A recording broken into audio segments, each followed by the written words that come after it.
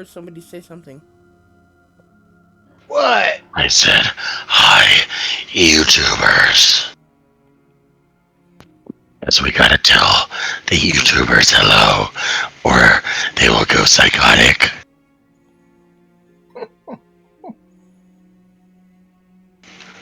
More likely the DM will go psychotic, but whatever.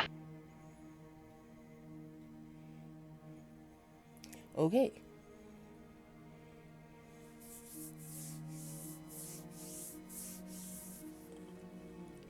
Um.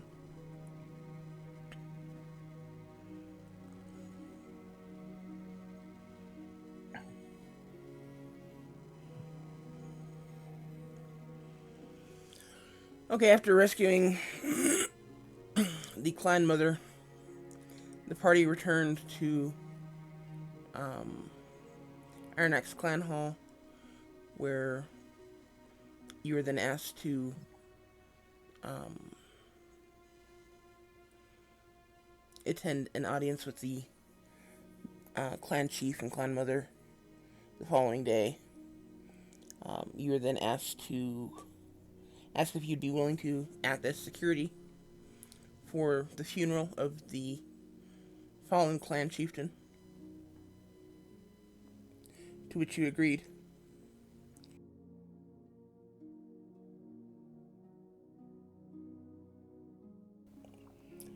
And the party made their way up the mountainside with the family of the clan chieftain, um, a few servants, and, well, the party. Um, Spent some time um, eating a meal and having a conversation with the royal family. Um,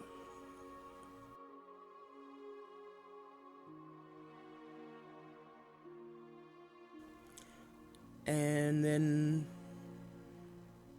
after the funeral, at which point basically the royal family descended down into the tomb with the clan chieftain's remains. Um,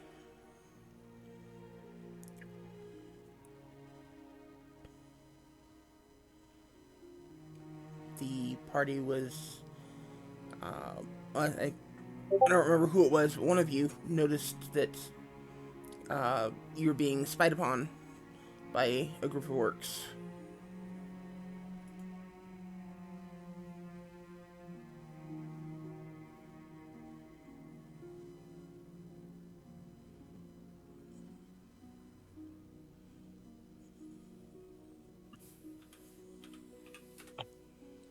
Um,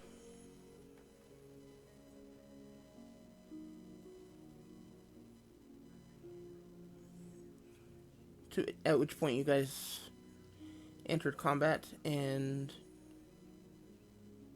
yeah. And Sky, your oppressive aura is looks kind of like this spinning saw blade thingy. Um, Overdrive apparently is what the icon is called. Okay. At least that's what I use. If there's one that you prefer, we can change it at your discretion.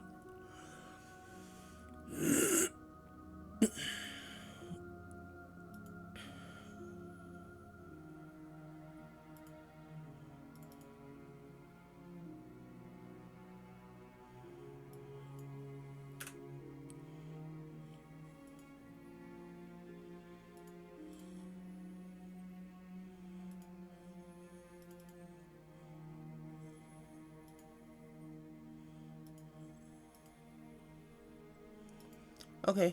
Um.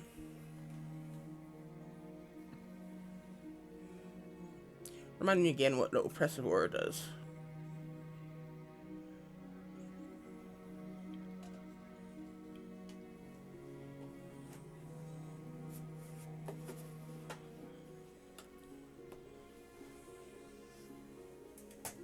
I'm coming, I swear.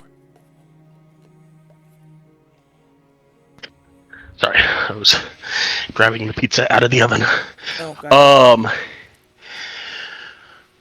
All enemies in range suffer a penalty of 1d4 to all of their d20 rolls due to the divine energy of my deity that emanated from me. Um, Basically, it's and Bane. then, yeah, Bane, yep. Okay.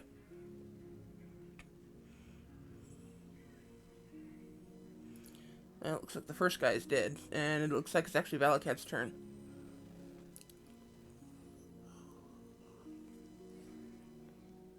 So it's a good thing you rushed to get back. We. I just gotta figure out what I want to do. What do I want to do?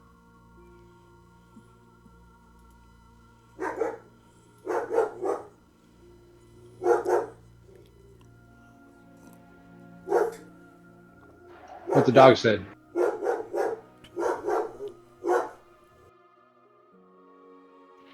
Who let the dog talk? Meow, meow, meow, meow, meow. Wow. I agree. Um, let's go with a sacred flame on that guy there next to Durkar to the left of Durkar. Okay.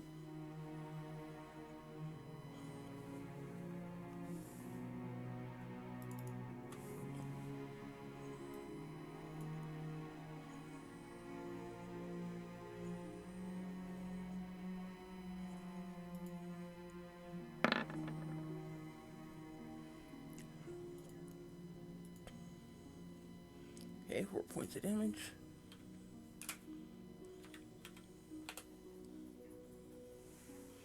Okay, anything else? And that should be good.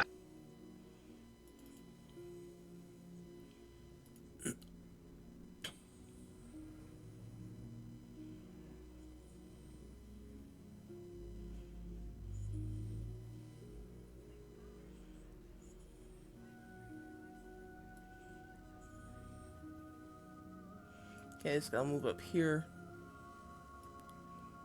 And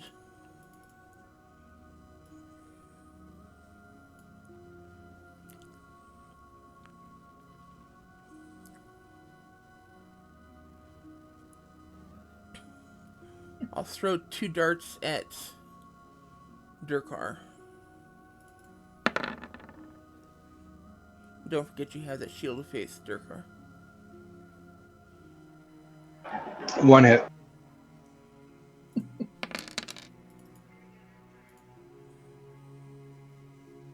Okay, 13 points of damage to you.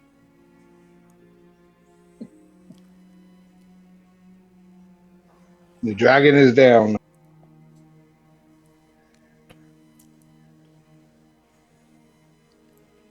And where did that shield of faith come from? Was that you or... No, that's me. Okay, so it still holds. However,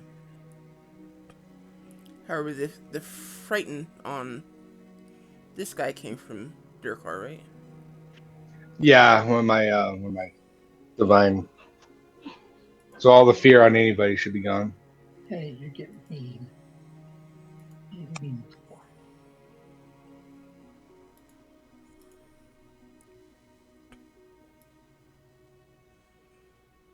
Okay, I think he was the only one left that was still frightened.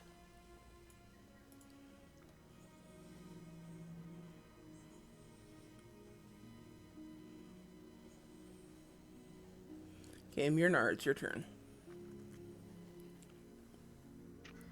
Would you like to do a healing word on the person that just fell down? Yes, but I was asking if so he's fell down. Is he within a range of a heal? Yes. or rather a cure wounds, probably because it's better and he's right next to you within range of touching and Yes, caressing his I am. scales. Yes, I got to caress the scales to make him happy and joyful and all that pleasure to wake up. You have two level 1 healing, or sorry, 2 level 1 spells and 1 level 2. Do you want to do a level 2 or? Just level 1 because my experience as a healer, the level 2 spell don't always work. So level 1. For healing to your car. Murinar, you are currently at 16 out of 33 health. Do you want to do anything for your bonus action? Yes, I'm trying to think of which skill it is that'll heal myself at the same time. Which one is it? I know there's a healing one as a bonus action. There's healing potions, which you have 2 of. I'll take one of the healing potions.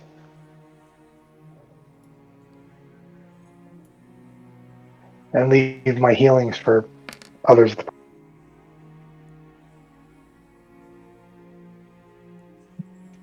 You healed for 9 health.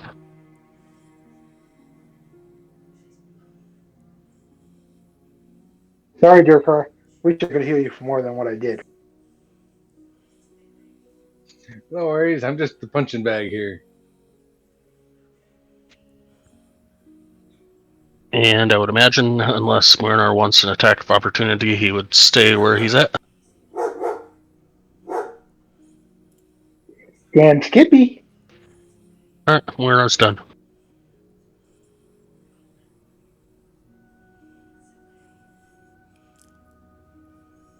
Durkar, take another 3 healing.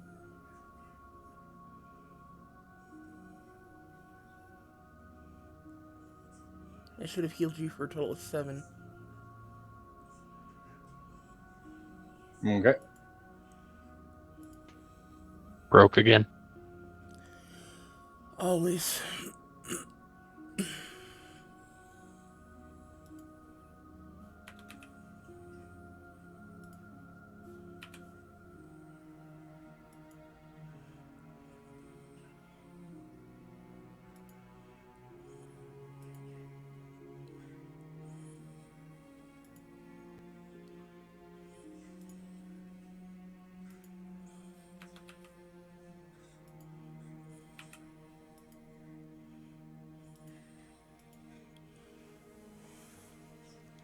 Okay, fix the spells. Hopefully they stay fixed.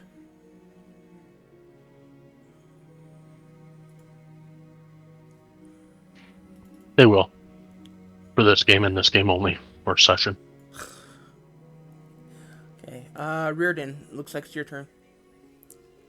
I'll attack this guy right here.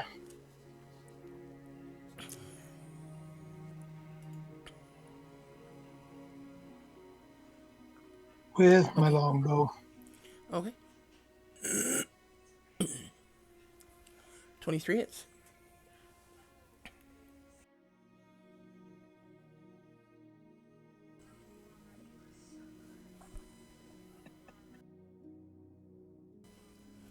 Are you trying to use that steady aim beforehand, like you have been recently? Yes. Can't find it.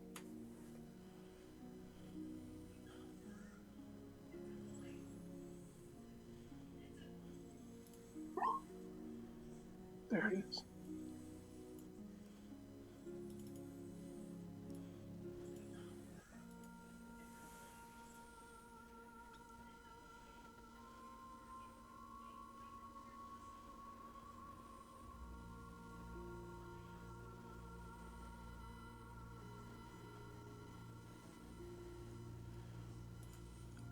Okay.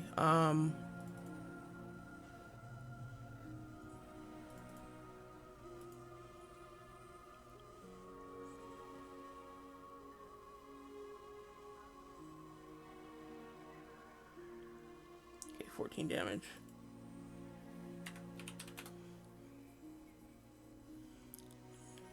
Okay.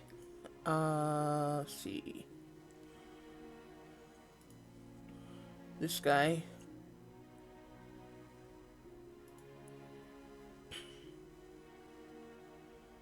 Is going to attack the pseudo dragon.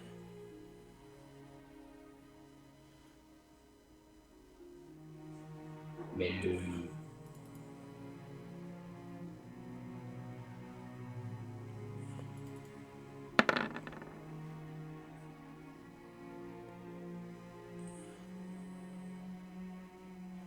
Why would he attack the dragon? They both hit. He's gone. Okay. And then I can already tell. I can already tell that by how these fuckers are hitting. I'll step forward, and the second one I'll attempt to attack Mjolnir, which I'm assuming doesn't hit with a 14. Hang on, hang on.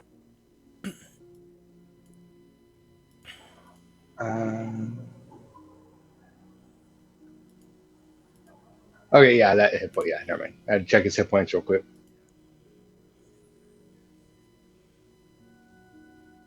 14 doesn't hit Mjolnir, right? No. Okay, airmail. Not even close. Sounds like he's challenging me.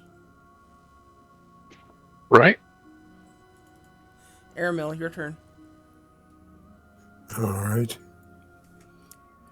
What is the condition of this one?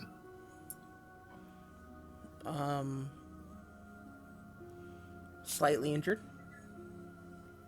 Huh. And that symbol on it, what does that mean? Actually, you know what?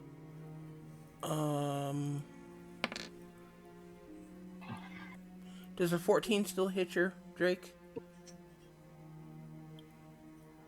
Yeah, it's 13 for him. Okay. That symbol means he is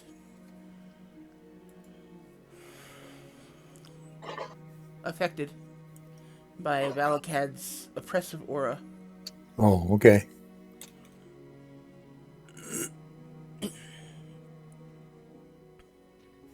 Suffering from some strange malady that has befallen him. All right. Well,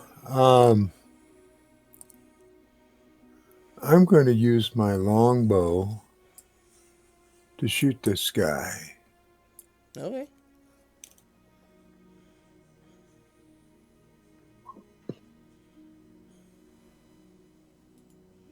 Uh, 15 hits. And that's 12. You do get sneak attack if you want to add that in there. Oh, certainly.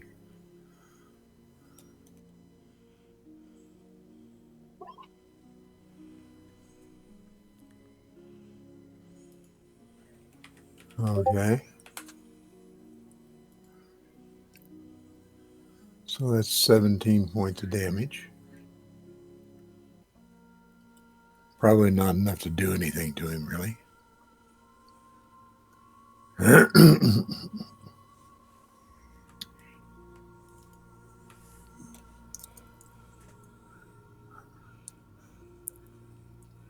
um,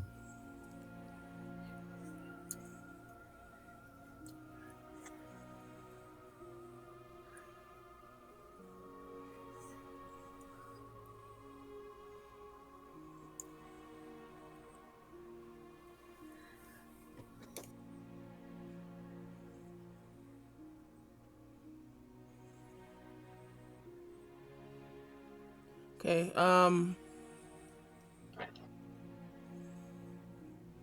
roll 2d4 minus 2.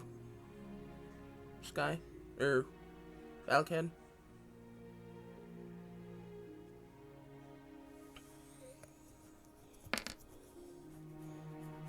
Okay, you regain 4 health. Or 4. I'm sorry. 2. 2 armor.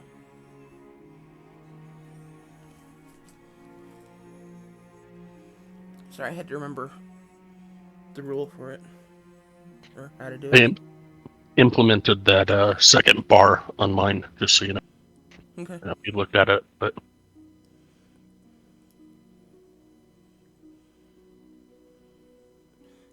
Is there anything else, Aramil?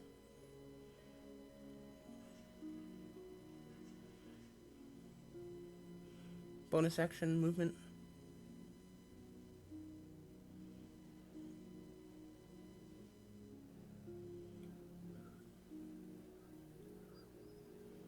Being out for about No. 5 minutes, and I'll be ready to. I'll be able to log in. Okay.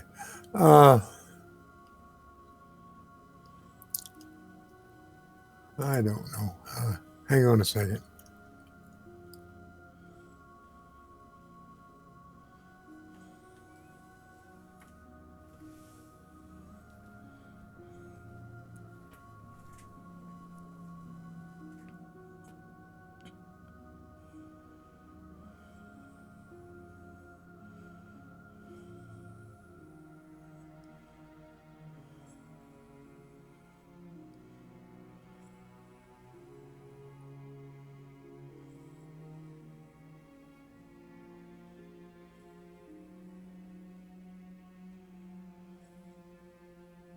Well, no, I think I don't have anything else that I think will really help at this point. So, Okay, Durkar? I'm gonna go after the one to the north of me.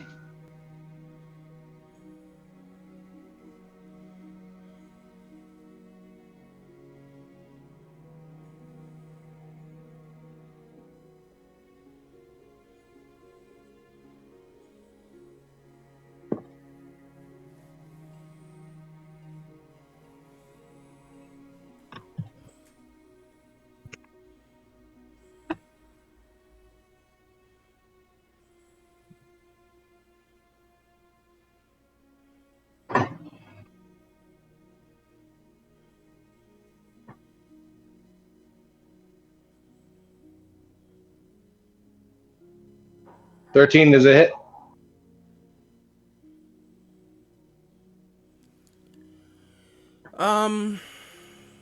Does not hit. I didn't mean to get that on the chat. That's fine.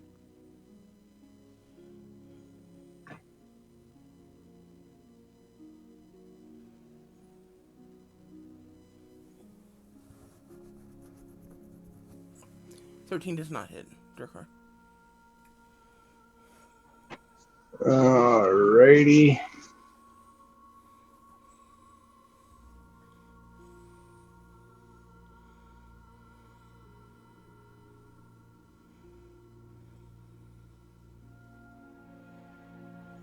I guess as a bonus action, I'll take my last potion.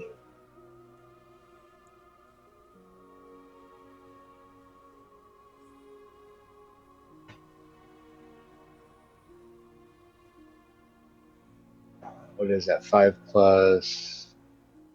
2. So a total of 7. That's all I can do at the moment. Okey-doke. Glad to know I still can't hit the broadside of a barn.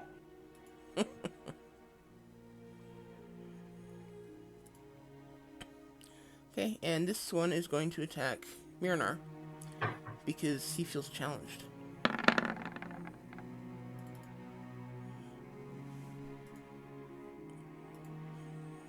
Assuming 11 doesn't hit, but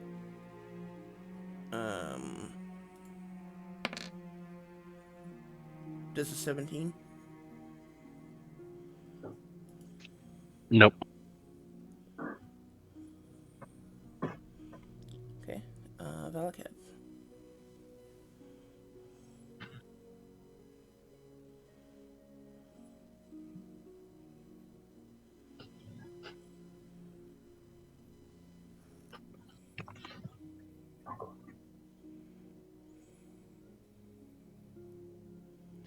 I will go for the same guy I hit last time for a whole 4 points of damage. That guy there. And we will do a toll. Big boom. Big bada boom.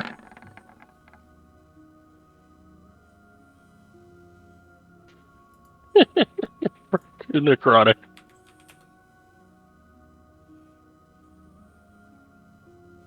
Better than 1. True. And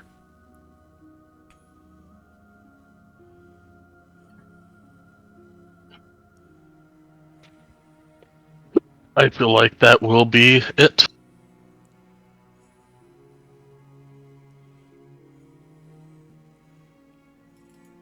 Okay, go ahead and throw some darts at Matt Murnar as well. Wow. It's a 20 hit.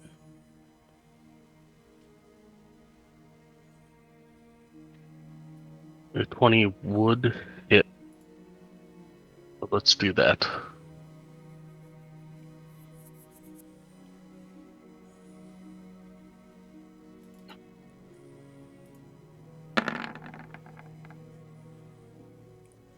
Okay, I'll take that. Still hits. Okay, 10 piercing to Murnar. And who are you giving your advantage to?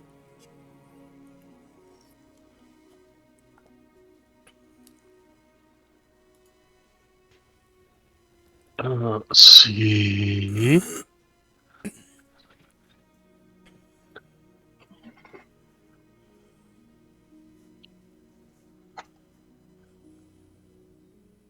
I did 60 feet. It's anyone on the board. Let's give that to Reardon. Okay. It's Murnar's turn. And I believe he is not connected. Yeah, looks like he just connected.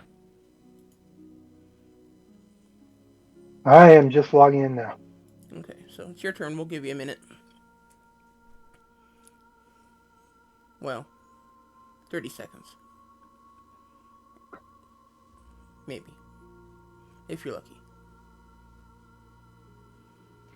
You feel lucky. I feel lucky, punk. Okay, we've killed those guys. I'm right there. There's one guy next to me. Is anybody seriously damaged that I need to heal them? Other than myself, that is. The only person who isn't hurt right now, I believe, is Valakad. Yeah, everyone else is pretty hurt. Okay, then I'm going to do healing instead of using the SW.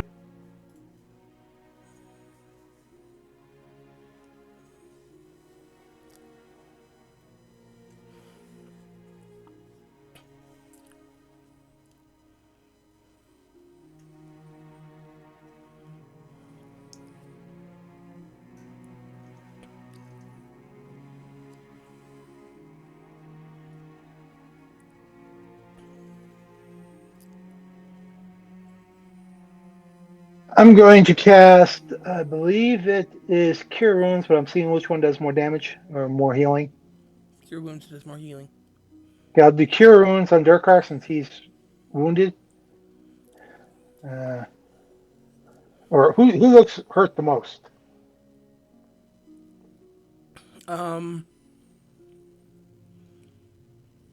Within touch range, Aramel looks more injured than Okay, I'll the most injured. do Cure Wounds, Aramel. That should be my last level 1 spell. And then I can't do my other one that you told me about. Bonus action.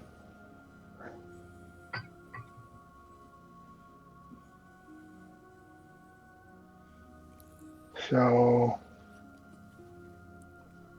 I guess I will use my as my off bonus. Okay. How do I do that? I'm looking for it, so give me a moment. Thank you. Character weapon. There we go. Okay. 22 hits.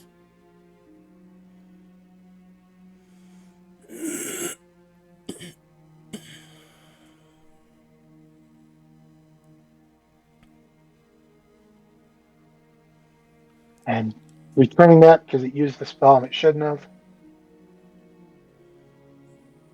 But yeah, it's done. That's my turn.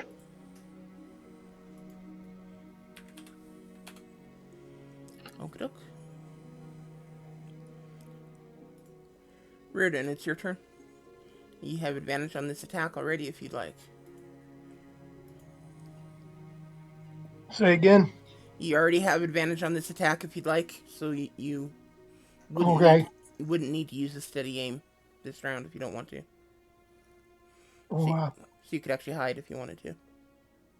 yeah, I'm gonna engage this guy again. And Okay. yes, I do.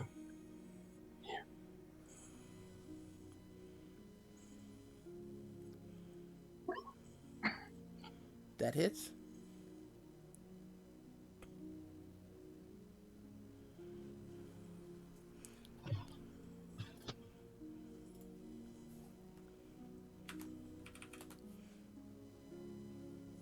Go and roll for your aura, Valgad.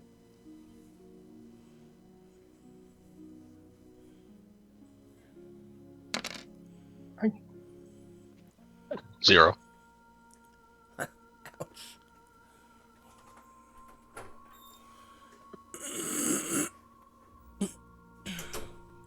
Okay. Bonus action movement, Reardon. I can't. I can hardly hear you. I got my hearing aids up all the way. Is anyone else having trouble hearing me, or is it? Nope. And No, it probably just has to turn you up in Discord itself. I think it's me.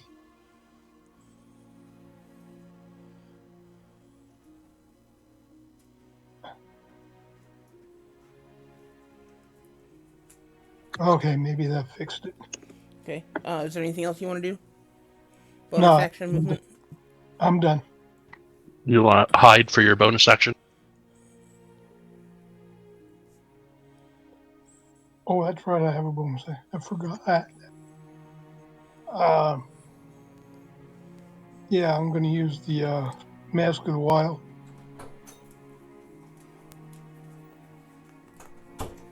Okay. Go ahead and give me a stealth check.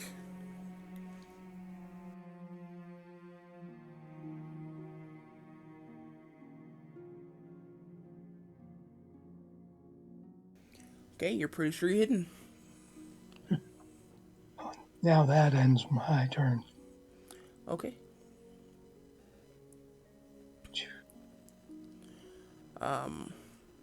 I'll do one attack on Durkar, one attack on Mjolnir.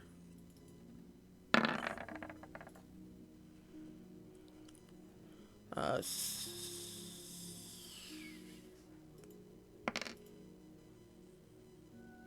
You said me last. I'm assuming the 22 is against me. It hit. just a second. Durkar is a 14 hit you. No. Okay. Mjolnir does a 18 hit you.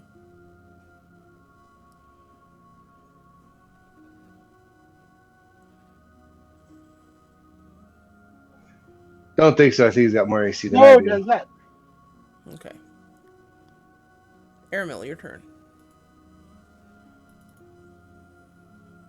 Okay. Um.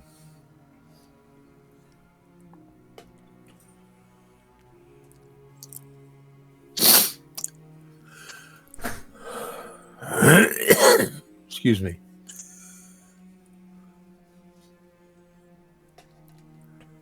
I think I want to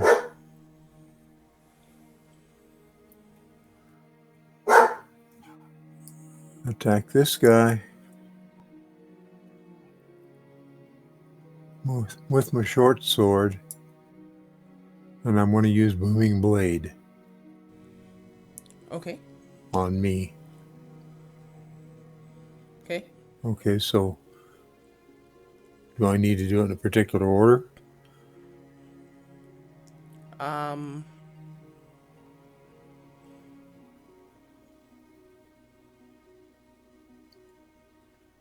Go ahead and put blooming or link booming blade, so you can all see what it does. Oh. Well, that didn't do what I thought it was going to do. Somebody got it right.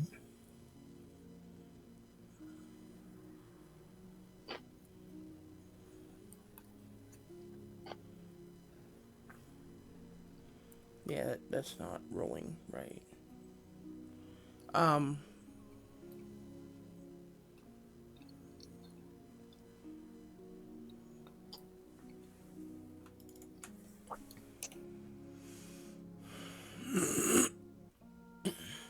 give me an attack with your short sword.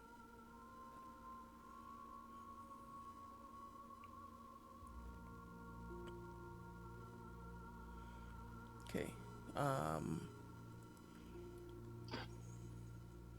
That hits, and you don't have a link for it, so.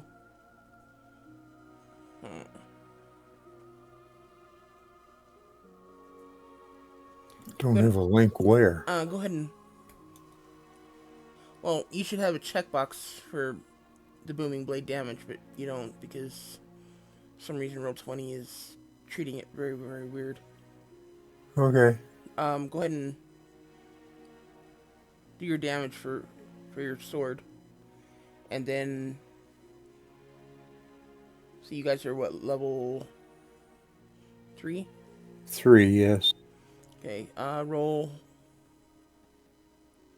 an additional 1d8.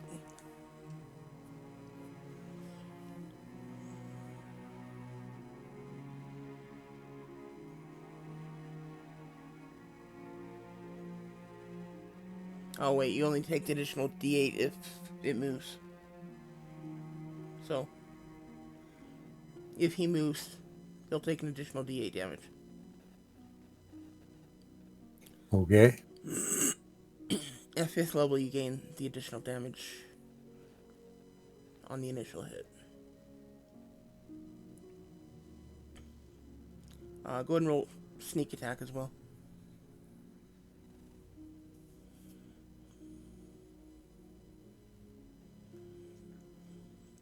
Okay, so 16 points of damage. All right.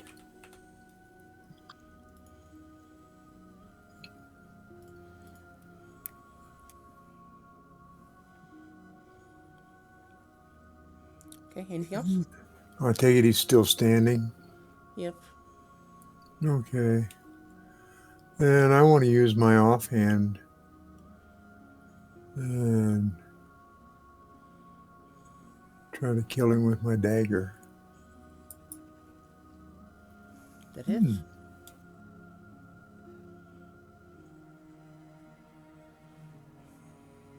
Another 8.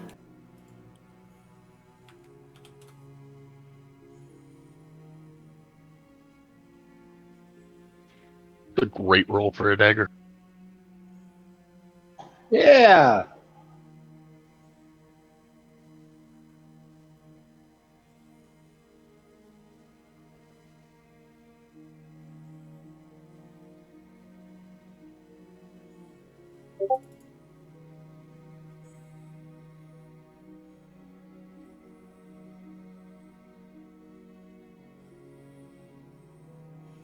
Unfortunately, it's not set up right because he shouldn't be getting the +4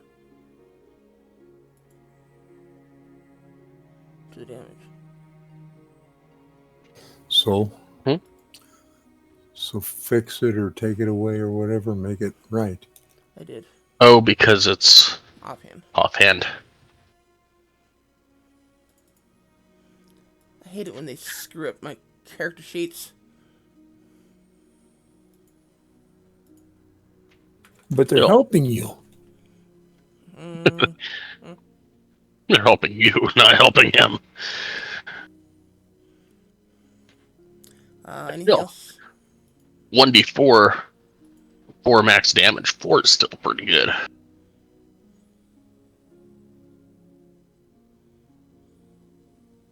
Okay.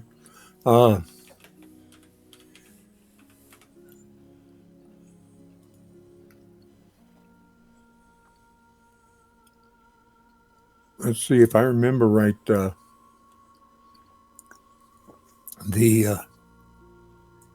enemy is at 0 after that for movement.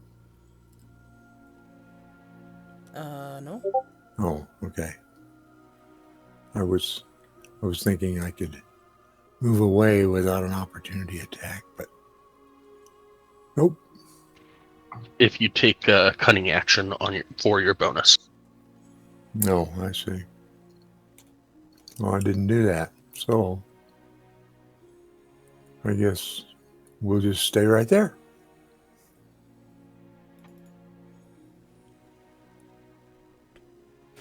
Hopefully we did enough damage to help.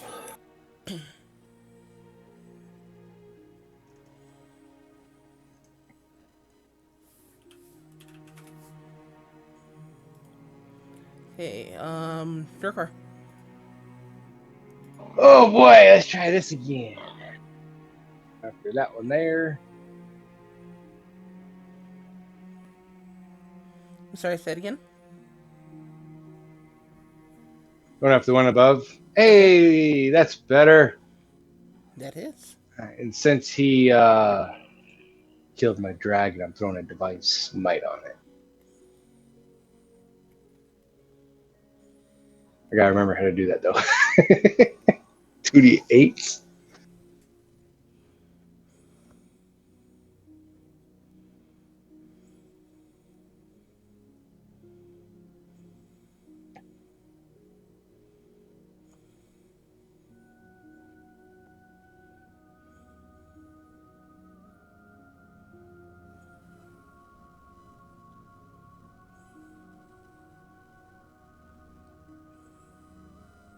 Did I do that right? I think so.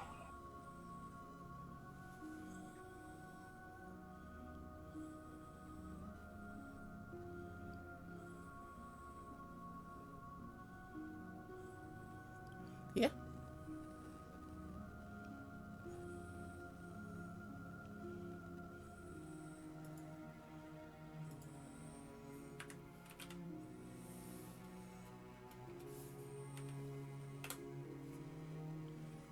Okay. Anything else? No, that's all I can do.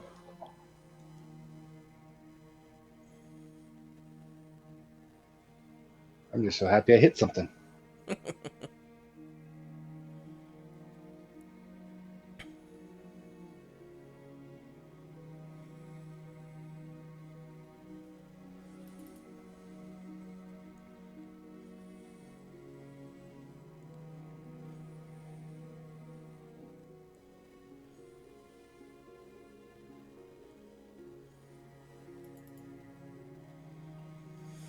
Okay. Airmail, this guy's gonna hit you back. Or attempt to.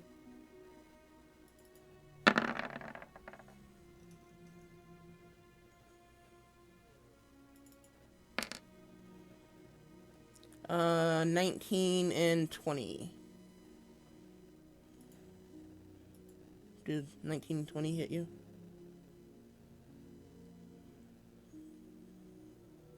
If I use my shield, that adds 5 to my armor class, right? Yes. And I'm going to do that. Does that shield me against both of those attacks? As long as your armor class is at least 21.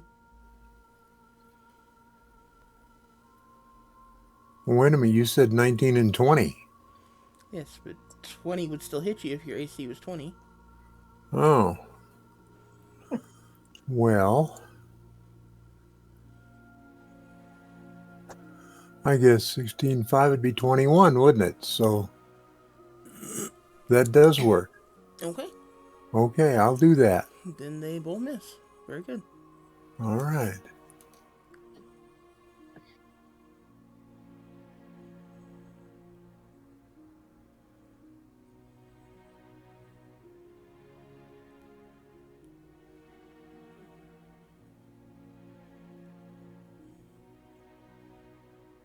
It was. Oh no, the guy with the dart. The guy shooting darts is not affected by that. Oh, it was the one way out there. Yeah. Oh.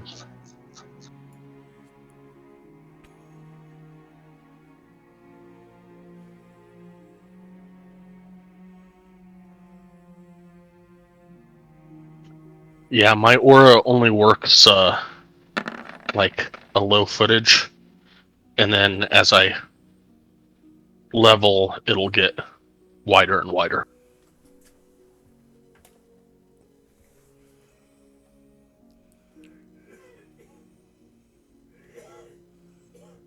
Okay, he's wise enough not to realize not to move away. Because, yeah. Booming Blade. Valakad, your turn.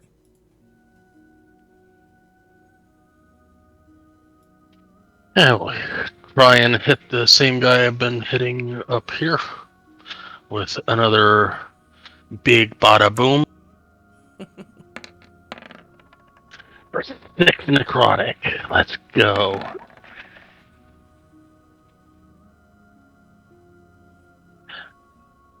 Minus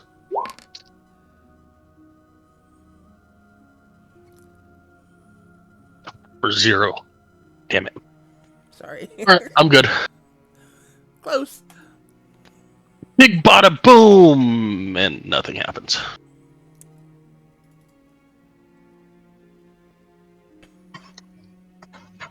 That is it for me. Okay. This guy will throw... this guy will throw a dart at...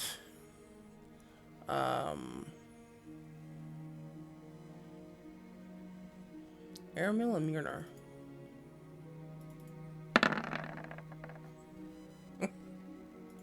Both miss. Myrnar, your turn.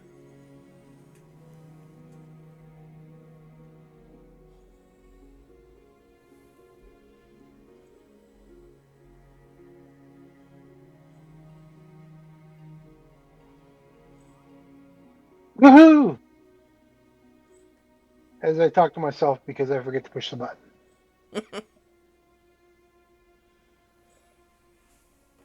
All right. First, my tool is going to strike.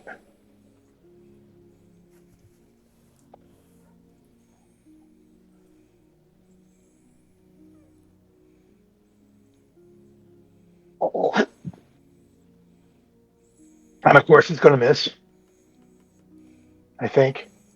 Yes, 10 definitely misses. And then I'm going to strike.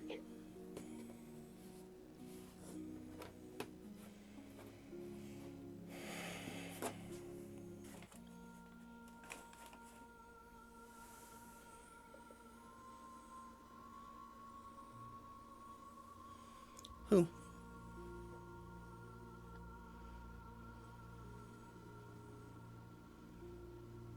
I'm correct. This one's considered a distance attack. I can't hit something right next to me with it. You can. Oh, I can. Yeah, it's a saving throw. It doesn't matter. Okay, then the one we've all been trying to kill. Unfortunately, that doesn't work because people have been hitting all 3 of them. The same one that my sword can hit. Spiritual weapon can hit. So this one. Yeah. Yes.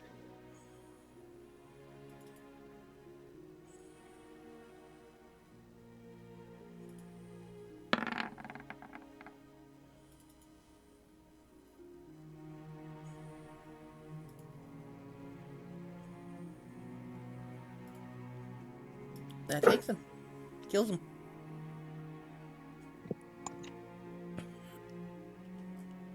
About time. All right, that's my turn. Okay. Reardon. I'm gonna engage this guy down here again. With my longbow. Do I have to reuse sure shot? No, you're hidden at this point, Okay. so. However, 10 does not hit. Dang. No, I'm all done. Okay. Do you want to try to hide again? Yes, I want to try to hide again. Okay, go and give me another stealth. You're pretty sure you're hidden. Good. Valakad, roll me a 2d4 minus 4. Or 2d4 minus 2.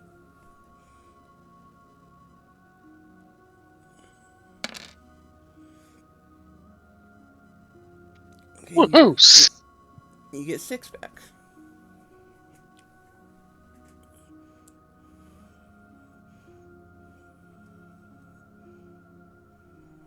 Actually, you know what? He didn't take any damage, so I apologize. You don't get to extra roll.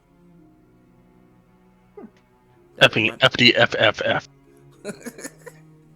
That's my bad. I wasted my 2 crit 4s. I know, right? So help me, I get snake eyes again. I want to sit in the corner and cry. Okay, this guy is going to attack Mirnar and Durkar.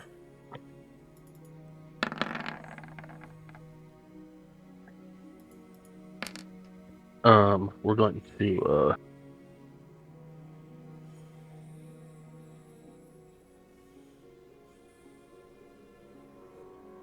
have a reroll on that second one.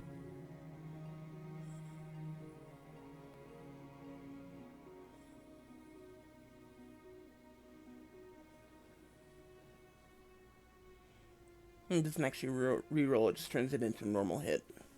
Okay, that is perfectly fine as well.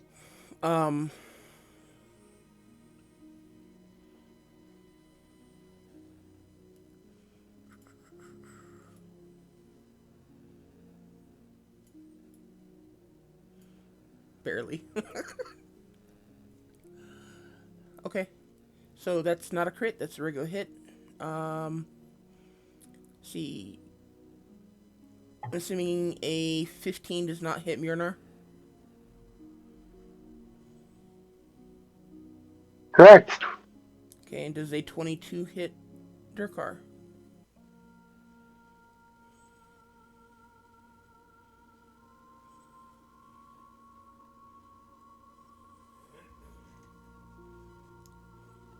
Sorry, what was that? Does a 22 hit you?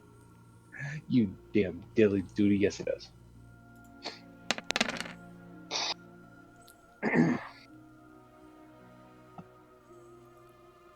Okay, wait, why did it...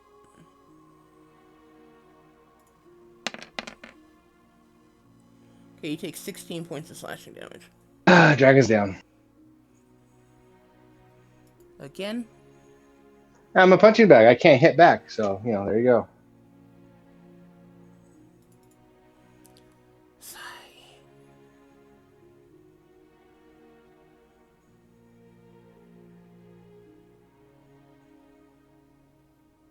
Aramil, it's your turn. Okay.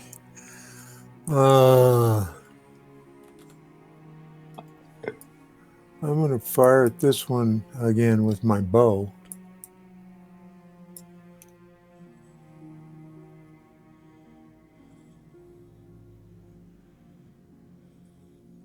That hits. And I believe I get sneak attack with that too, right? Yes.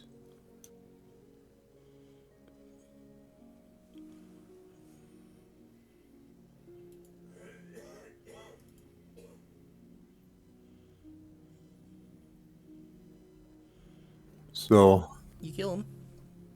that's good. It's about time. Anything else for you?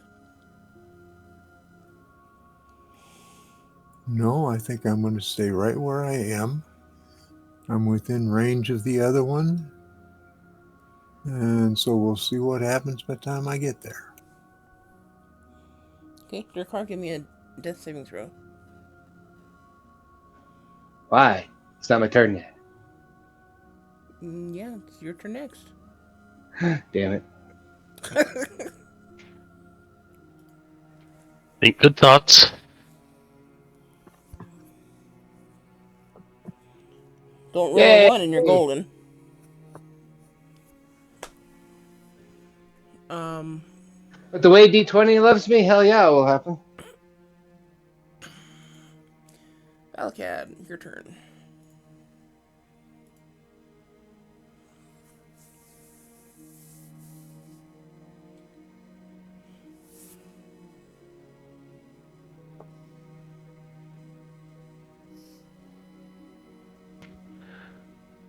Let's attempt the big bada boom again on the only one that's left. Bot 2. For 0. Woohoo! Oh, he doesn't have that. That one doesn't got it. So. Okay. Even if they got a 4, would have missed. So. Yeah. Didn't think of that until after I rolled.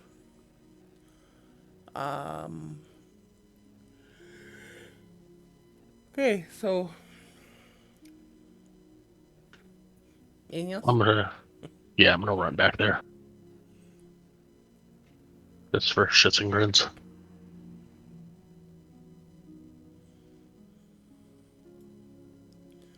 See, I'm gonna toss a couple of darts at Myrnar. Oof. Oh, he ran back too soon.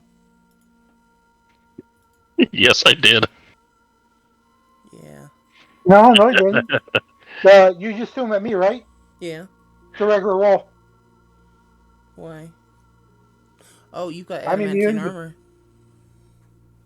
Right? Yep, immune to. Okay. So, does 25 or 20 hit you? Both hit me because my armor is 20. Okay, so it's total 26 points of damage. Okay, I'm down.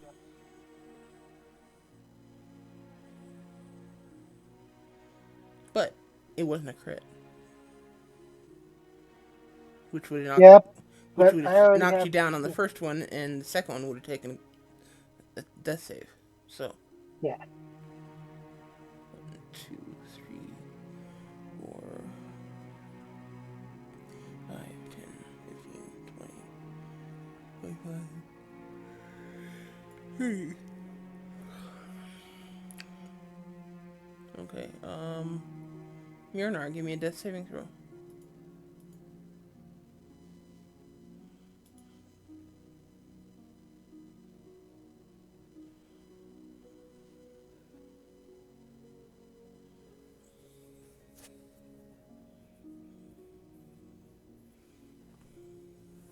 Very good.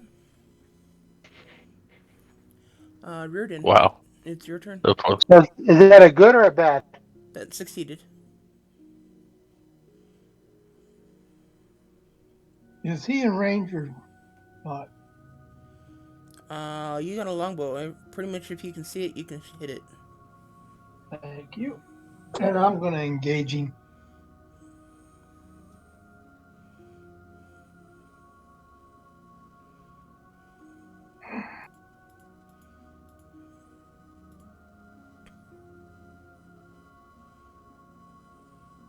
Uh, 21 definitely hits. And you're hidden, so you get sneak attack.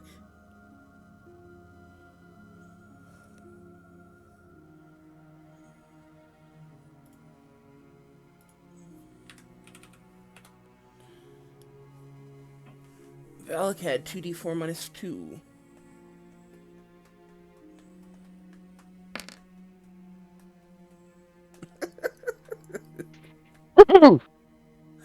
So you regain another 2. You're getting there. Hey, at least it wasn't Snake Eyes. True. Anything else, Riordan? You want to hide again? Yeah, I'm going to hide again.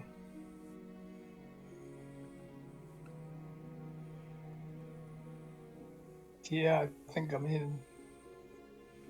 Yeah, you're pretty sure. Airmill. Well, I think I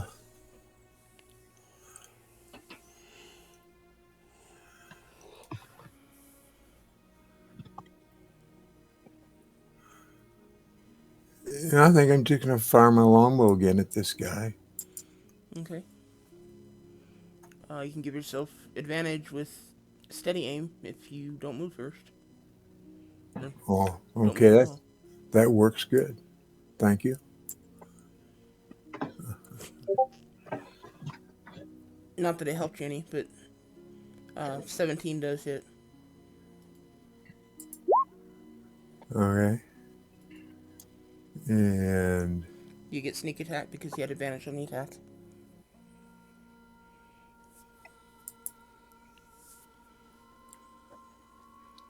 That's what, 20? How do you want to do this, Aramil? oh, yeah, that'll work.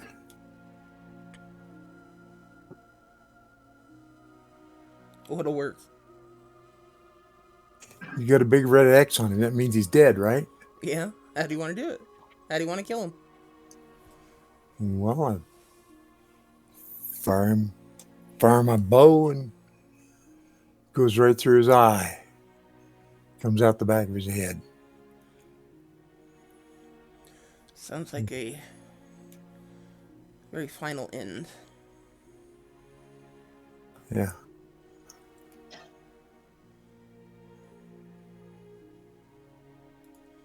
Okay,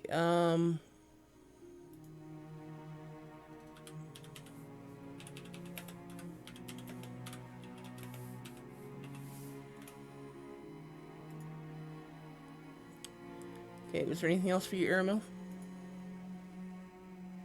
No, I don't think so. Okay.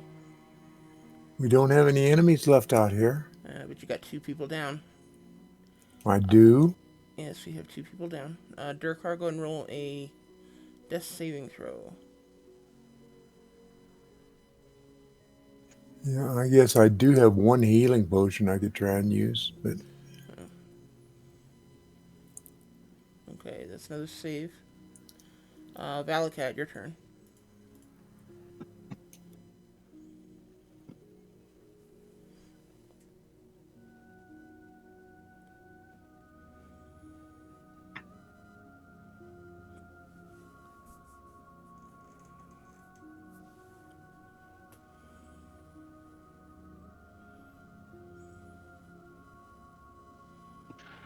That is all I can do. Okay, Mirnar, give me a death saving throw.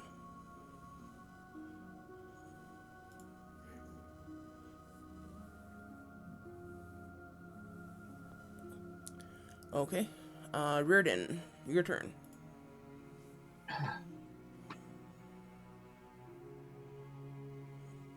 Death saving throw?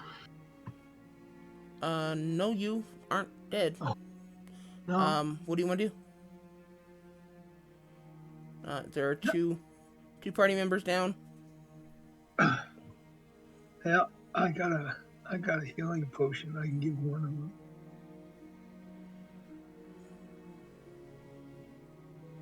I think.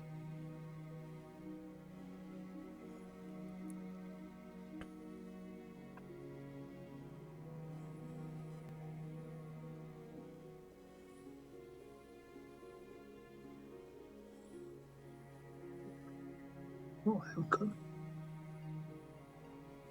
So how does this work? Do I designate one and What's that? I got healing potions I can give them? Okay. Well, let's see.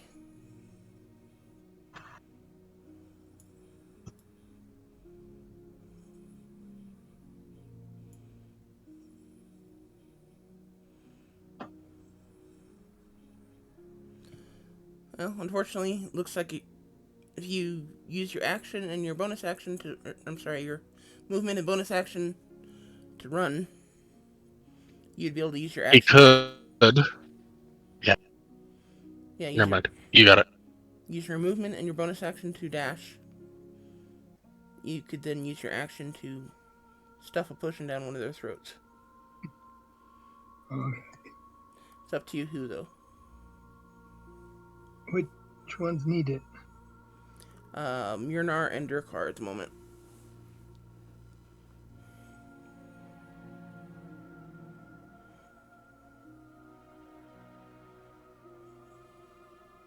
Well, Mjolnir is closer, so I'll give him.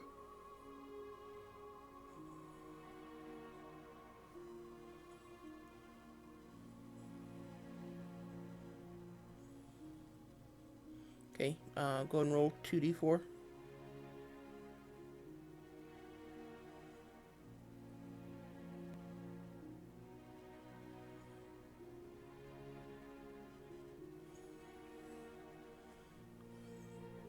Very good. Mjolnir, you are healed by 8 points of health.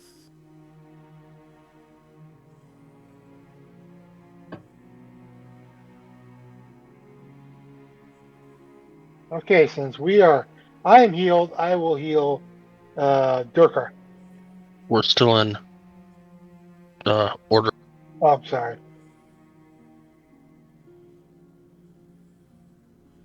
Okay, so Riordan healed Mjolnir for 8. Aramil, it's your turn. Okay, well, I'll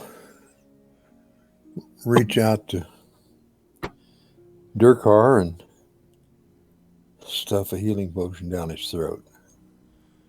Okay, go and roll 2d4.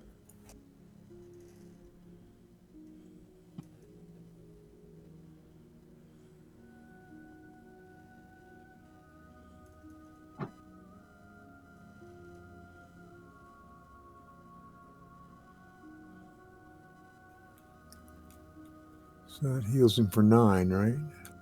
Yes, Durkar, you get 9 health. Woohoo! That's all I've got. Okay, with that, nobody else is down, so we are out of combat.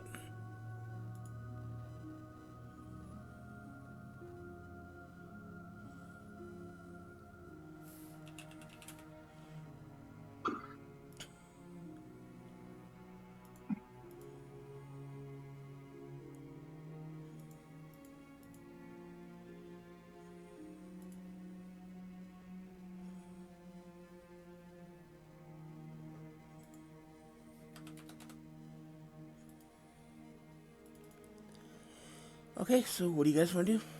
You're out of combat. You are...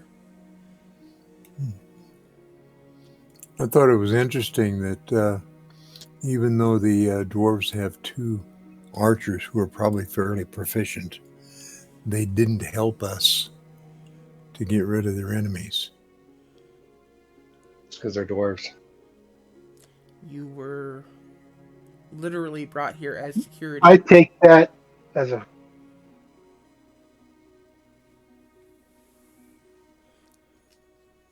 I think they were protecting from the inside as a last defense if we weren't able to hold them. Well, maybe. But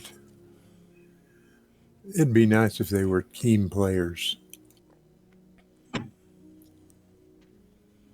I would like to check the bodies, maybe the bodies of my allies, for darts, because these seem to be really powerful darts. I used to have a pin cushion.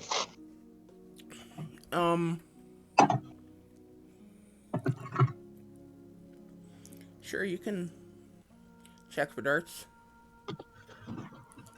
Roll me investigation check. I check the bodies to see what they have on them. Okay, I'll help him. These are really powerful, tiny darts. Who are you helping, Aramil?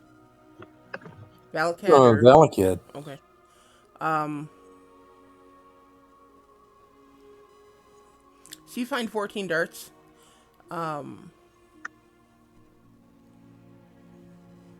They just seem to be normal darts.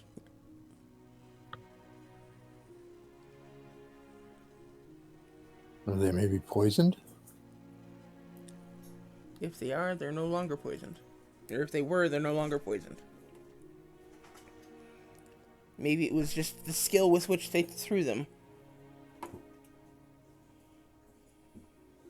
Come on, these are orcs.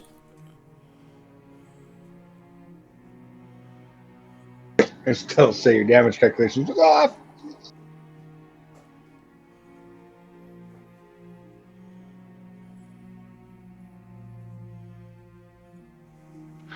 All right. Dart plus 28 added. Plus 28? Really? You got 14 darts, and they are, as far as you can tell, just normal darts. Just from looking at them.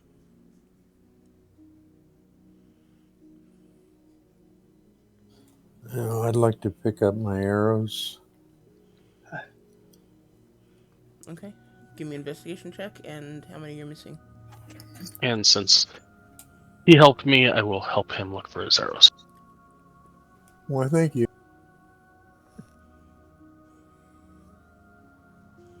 I'm gonna. Good. Sorry. How many are you missing, Irma? 7. Okay, you find 3 of them. Uh-huh. And are you wanting to do the same thing, Reardon? Yes, if I can. Okay, go and give me an investigation check, and how many are you missing?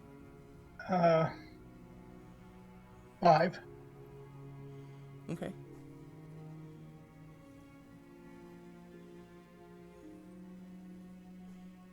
Okay, you find 2 of them. That works.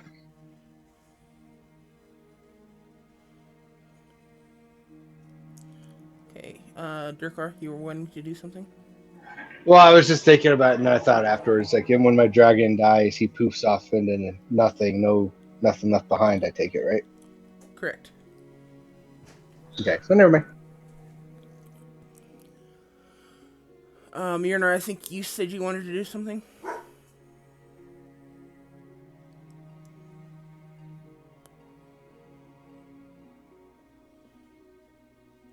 Don't forget to push the button. Yes, I wanted to inspect the bodies. I was just waiting for you to go through all your stuff. Okay, give me an investigation check. And I'll help him.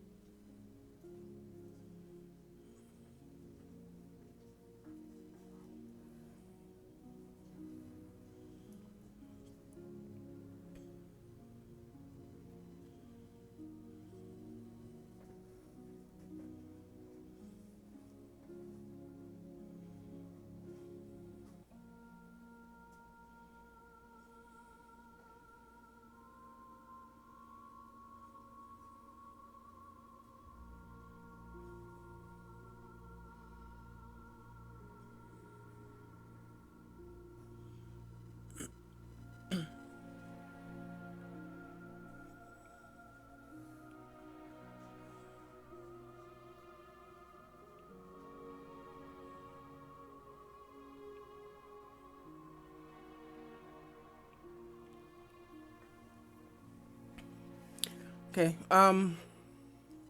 each of the orcs are carrying 2 scimitars. They're not of the best quality.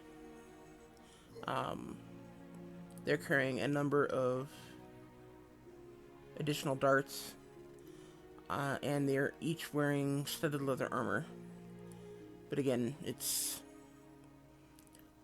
not your typical dwarven quality equipment. It's orc quality, and probably not going to be worth much to anyone other than other orcs. But you can take it if you want. Could I turn those raw materials into better? You can certainly try. But you're going to have to be able to carry them. Oh, I got plenty of room. Okay. What do you want me to take? What all there was there again? Each of them is carrying 2 scimitars, a suit of studded leather, and a number of additional darts. I'll take it all. Got to figure out how much each one weighs.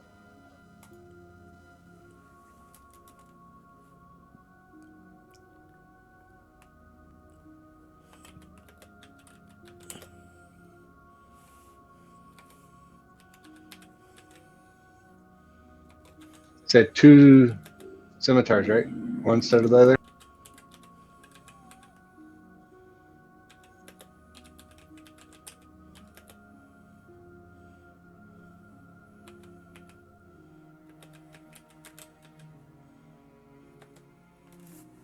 And how many darts? I'm going to spend the next 10 minutes while he's collecting all this stuff and making sure he has room for everything. Detect magic.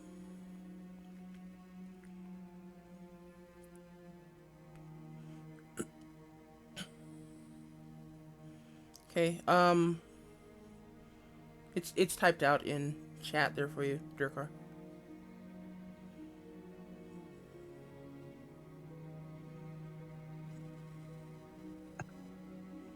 Um, Yurnar, roll me a d4.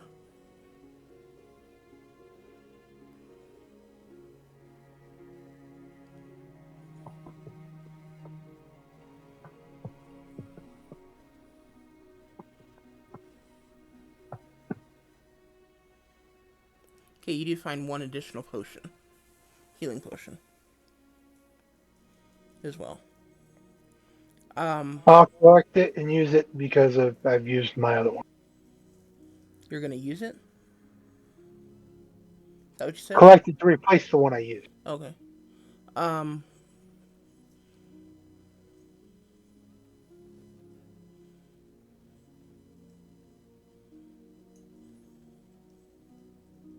as you finish casting the spell, there doesn't appear to be any magical items nearby, outside of the items your party's carrying. Um, there are Were the darts magical? no. There are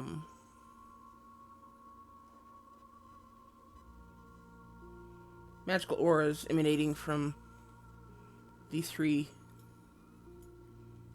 doorways here.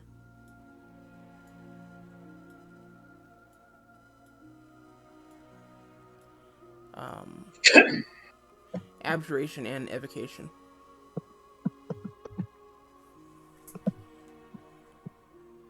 I can't find out where, but how much the darts weigh? If you just add them from the compendium, they'll total all the stuff right into your page. Don't know how to do that. I've entered them all manually. 0.25. Yeah, you probably don't want to do that. Go to the I for info up by your journal in the chat window on the right side, and then look for the gear, and then just click and drag it over to your sheet.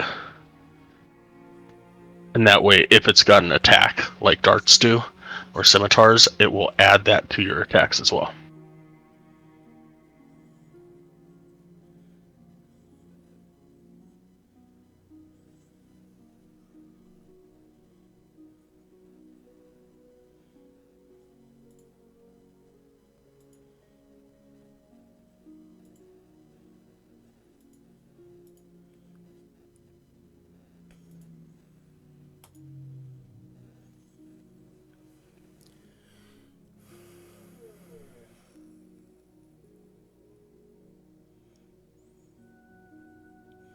Okay, as things quiet down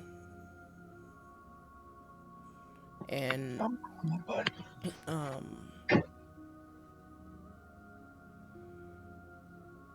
the party goes about investigating the corpses,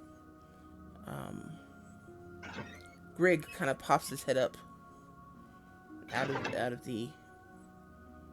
um, the tomb. He looks around and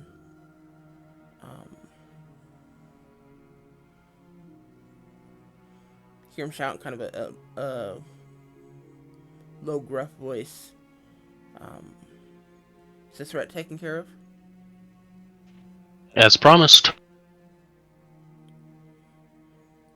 Okay, he turns back down the stairs and motions a bit. And then they all start to make their way out.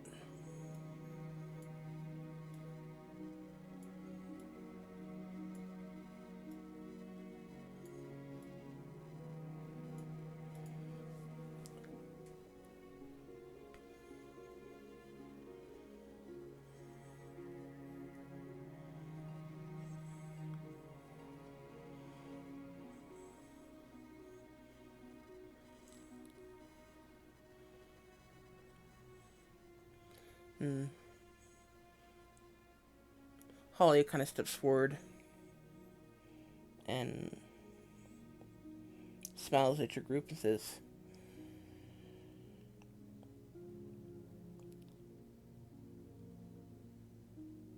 um, bless Hestacia that we had the foresight to invite your party along as security.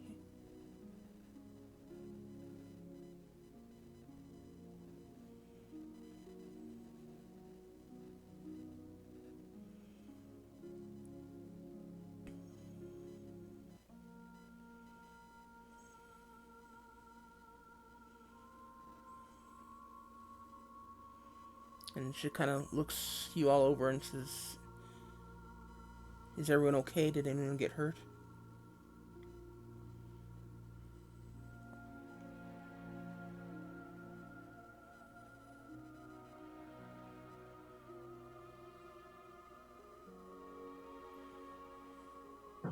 And I speak up and say, well, we've got a few nicks and bruises, but nothing that won't heal. I hope. All in a day's work. Or a couple minutes' work.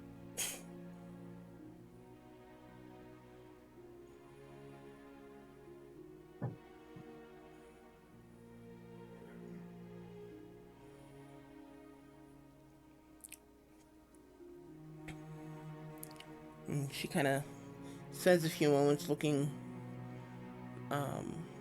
the group over. She's kind of satisfied that none of you are at death's door.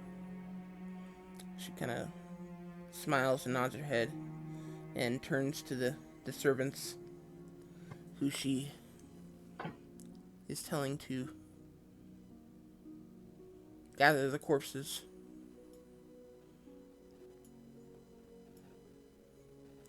And they go through and move them all away from the entrances.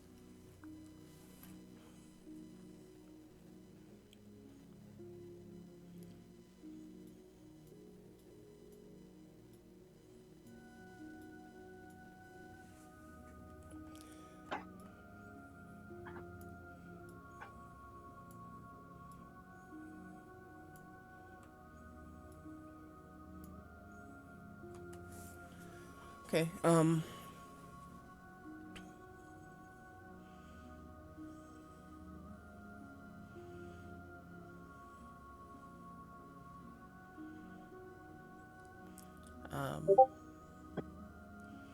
Oridon speaks up and says,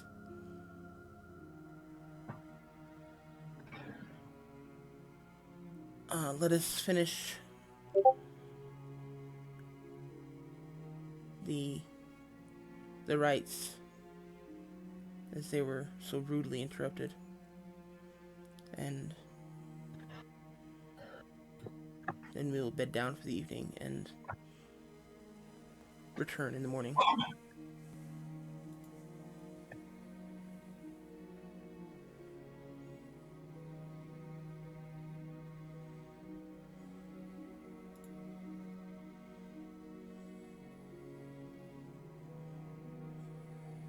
I nod and I look around at my party and ask, who's the most serious hurt? As I look around.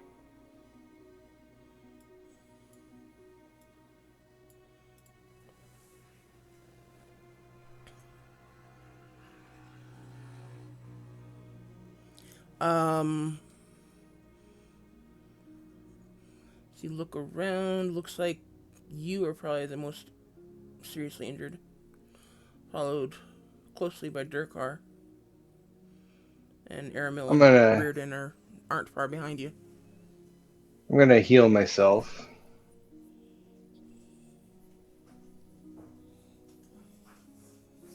I'm going to use a potion of greater healing.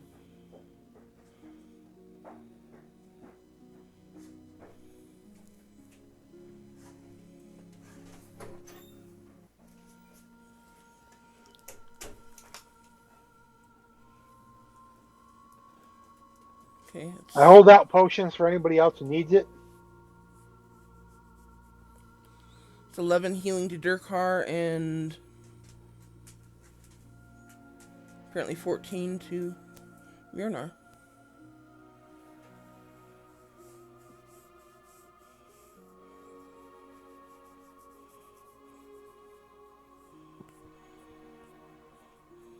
And how many more people are hurt? I got one more heal if it need be. Now, well, I was going to use uh, the amulet or channel divinity because I can mix that between people, right? Disregard that. Um,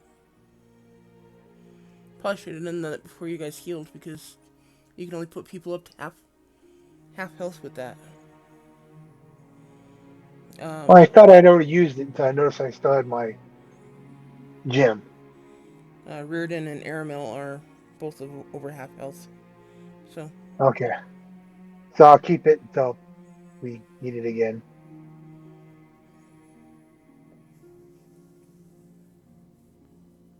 Anybody wants to else need some healing, or they want to chance the night without interruptions? I'm good till we get to do a long rest. I'll be fine. Yeah, I agree. I can wait for a long rest.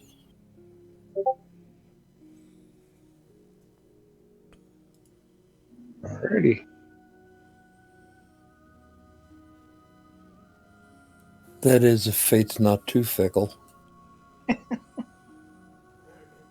I take up by the opening so that I can keep my back cleared and I can see in front of me.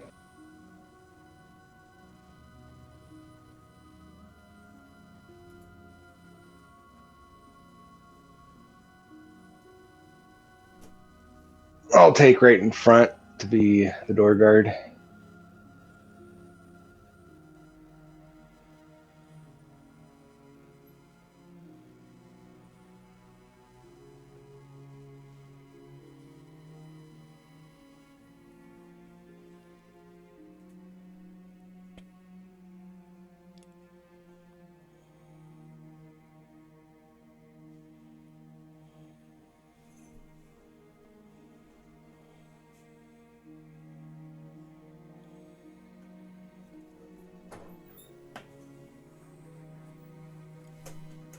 okay.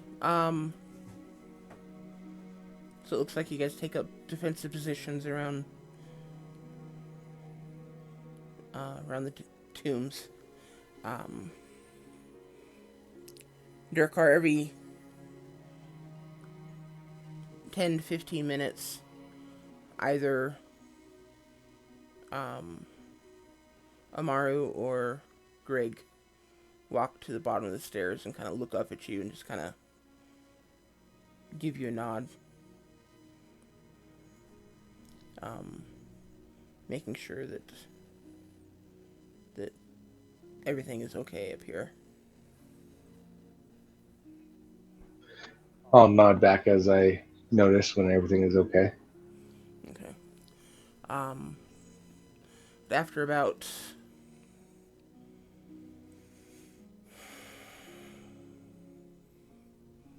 3 hours or so, the sun is going down, and the royal family slowly ascends from the tomb.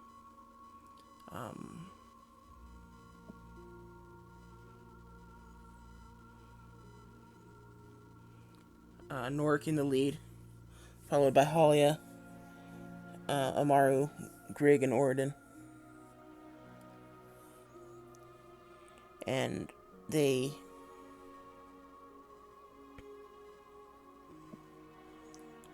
come out and just kind of slowly make their way over to the tents that they've set up for the royal family.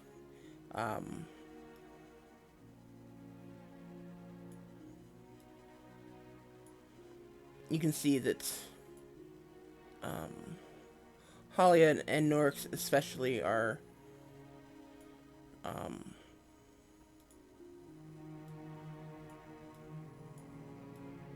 they have tears in their eyes, and you can see they have streaks on their cheeks from where um, they'd been crying.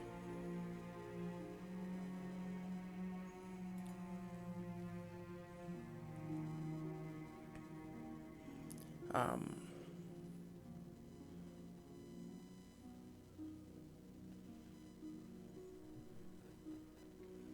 they go into their tent, and after a few minutes, um, Orden comes out and tells the rest of you that um, they'll be taking a light supper and then heading to bed for the evening, and that you should be prepared to return home in the morning.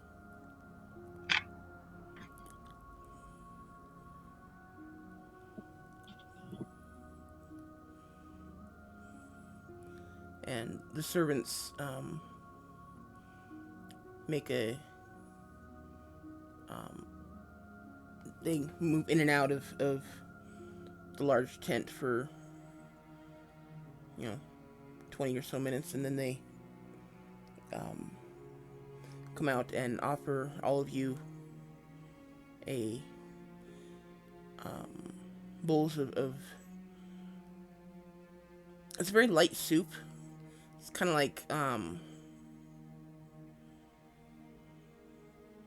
like just a little bit more than chicken broth. It's like chicken broth with some um, maybe a little bit of corn and um, some small chicken pieces. It's not very filling unless you drink a whole lot of it, but it's intended to be a light meal for those who aren't particularly in the mood to eat. I'll take one of my rations and moisturize it up in the soup. Okay.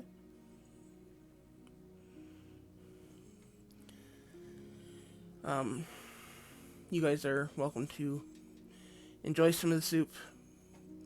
Add to it what you feel you Now, want since to. we're done with it, I'll eat soup. What's that? I will take some of the offered soup since we're done with.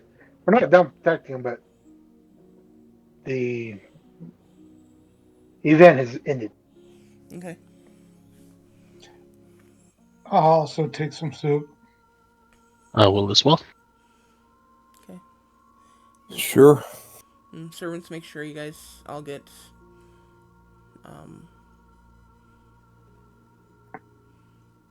a fairly good sized bowl, and they'll leave a pot of it nearby so you guys can get seconds if you so desire. And maybe even thirds, depending on how many of you or how hungry you guys are. Um,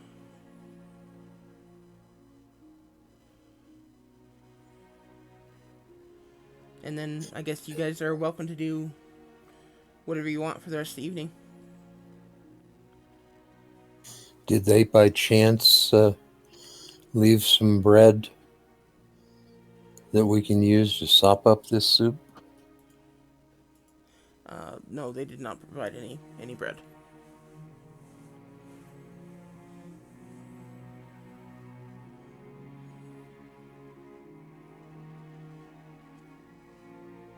Well, I guess we'll make do with what we've got.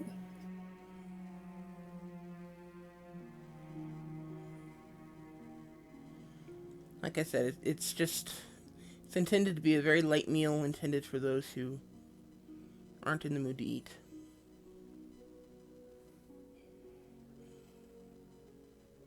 Well, it's obvious that they had less strenuous activities than we.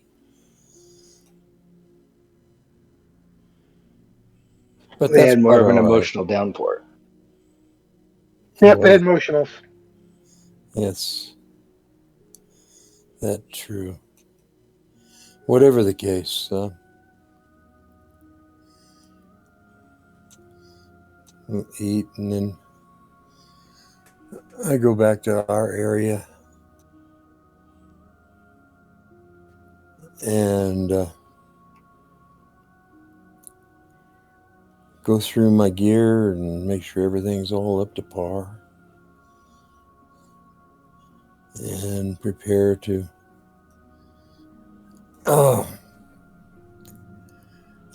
take a watch and then sleep.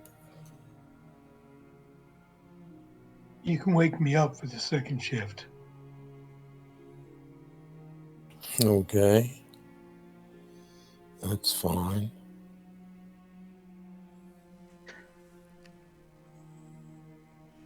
Okay. Does anyone want to do anything for the rest of the evening, or are you all just gonna eat and go to bed? I would like to search this brushy area for anything that might look like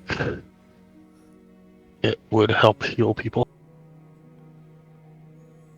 So healing potion ingredients. Yep. Okay. Give me a survival check.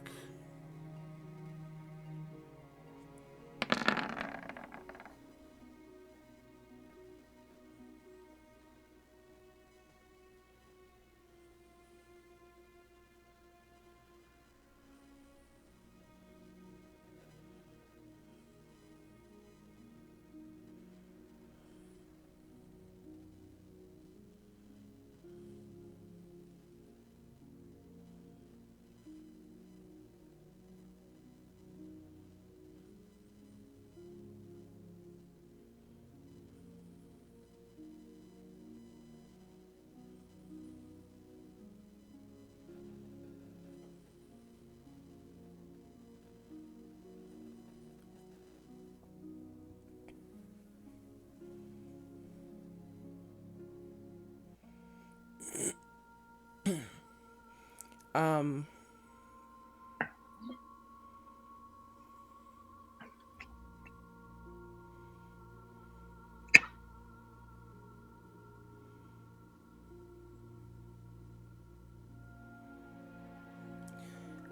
While you're looking, you don't find anything that you would normally expect. Any of the normal ingredients, but you do find these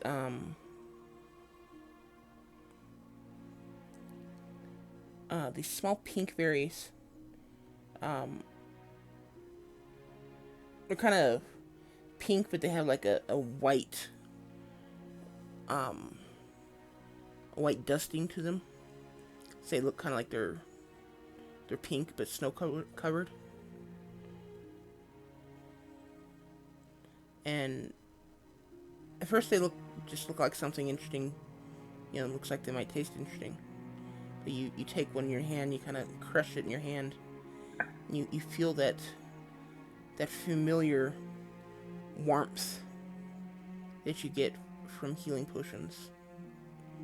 And you realize these would probably make a pretty good healing potion. Um, with a little bit of tweak here and there. Um,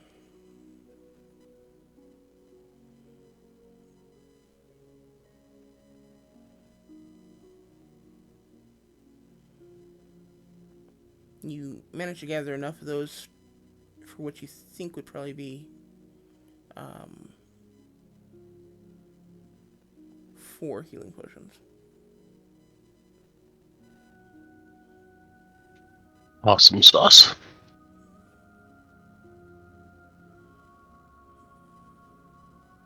I also couldn't take all the studded leather, so there's one set I can't carry. Okay.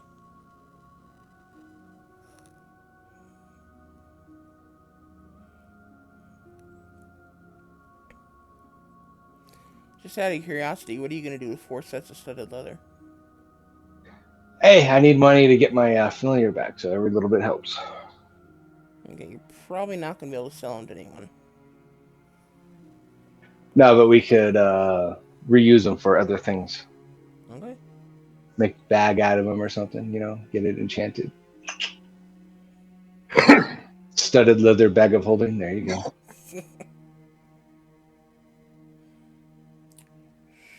Sure. See how well that works.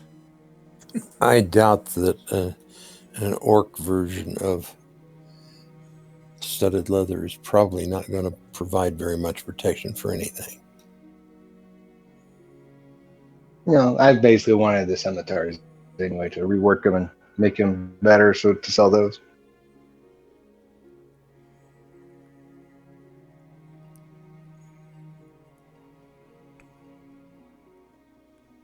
Okay. Well, we'll see what we can come up with, or what you can come up with when the time's right.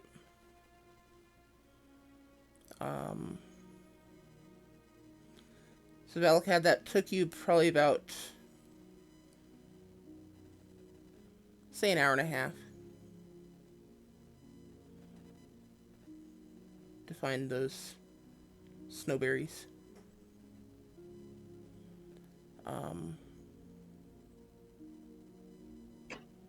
You guys want to do anything else?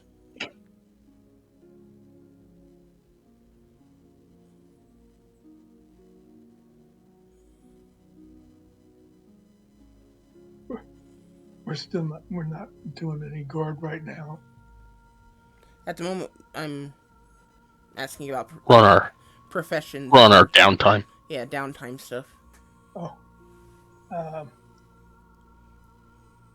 I like to look around Not for her. anything that I can use for making poisons. Okay, are you proficient in Yes. poisons? Okay. Give me a survival check. A what check? Survival. Okay. So that's what you said. Oh boy.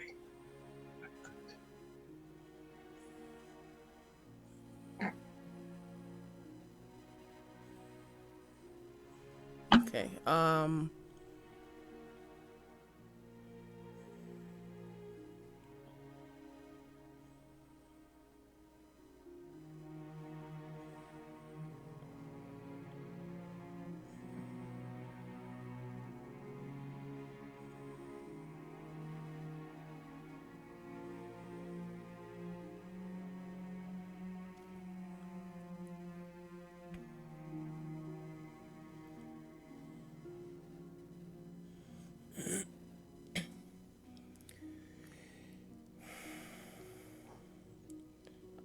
There is a few ingredients you pick up. You manage to find some, I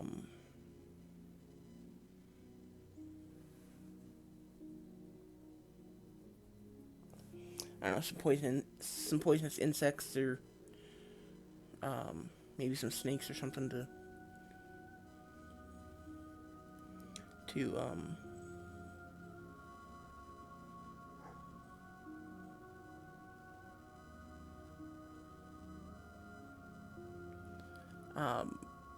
snakes or something. You manage to take their venom glands or something, but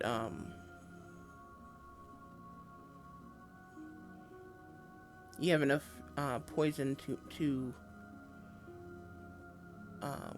concoct. Let's see, 3 sets of basic poison.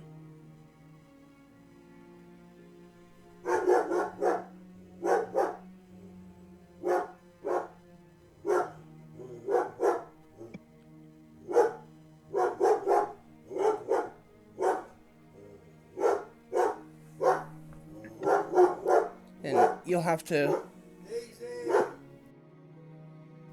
just a second.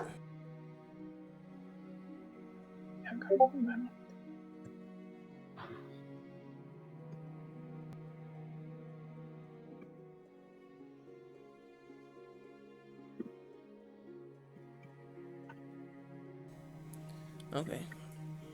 God, I can't wait till that dog goes blind. Well, right now she thinks everything she can see is her territory. So, people walk down the street, you know, 200 feet from here. She barks at them because it's her territory.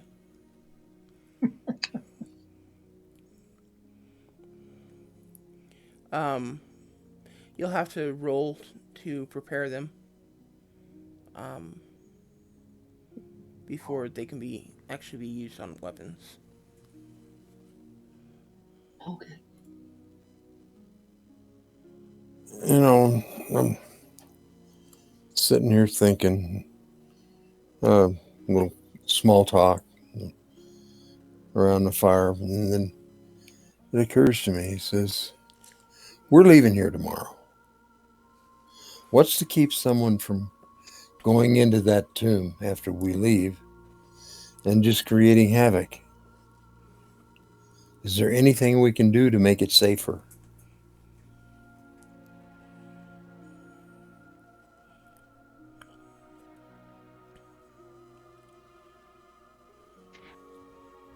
I would imagine that they would have. I would hope, I guess, more like that they would have thought of that, and maybe they have some sort of enchantment over the open areas.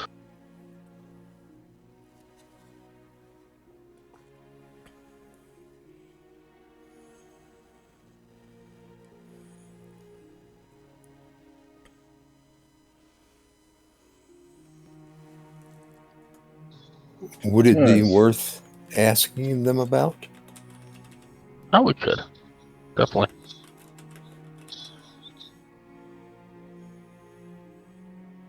Okay. Well, we're here to protect them. Whatever happens to their grave and their burial sites is technically none of our concern at the moment. Well, yes and no. I mean, uh, it isn't strictly in our uh, arrangement,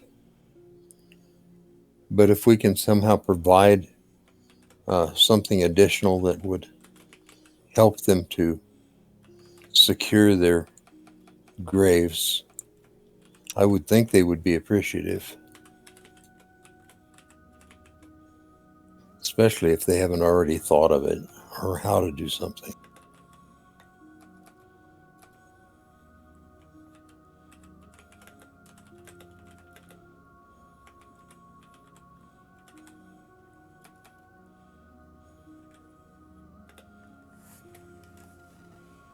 I'm uh, the meal is just winding down. Is that correct?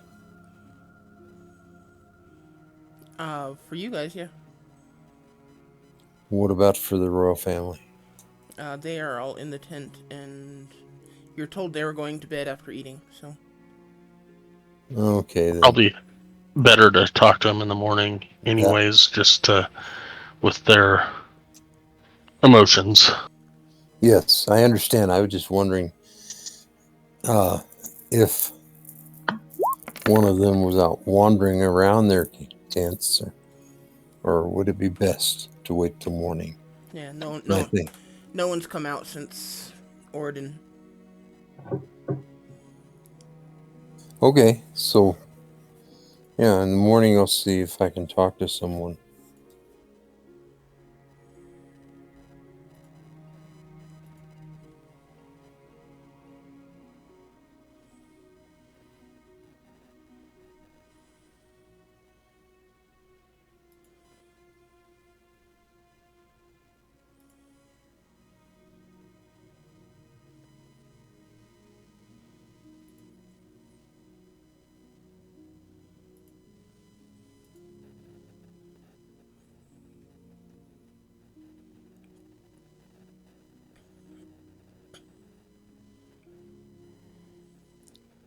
Valakad, with the time remaining and the conversation, um, everything just seems to come together easily, and you end up with 2 greater healing potions. And I will offer them to the group and say Durkar and somebody else want these healing potions. Well, if no one else wants them, I'll take one. I'll take one. I don't think we should use them tonight, though. No, these are for in the case you are not feeling so well in combat.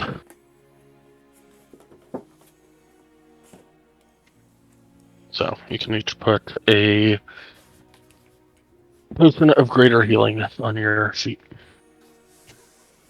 All right, thank you.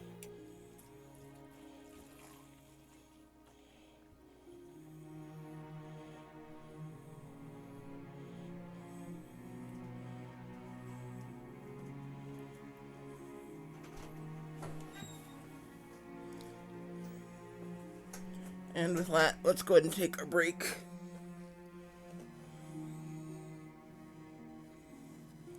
Come back in a few minutes to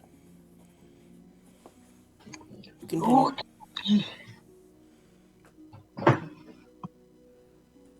It sounds good.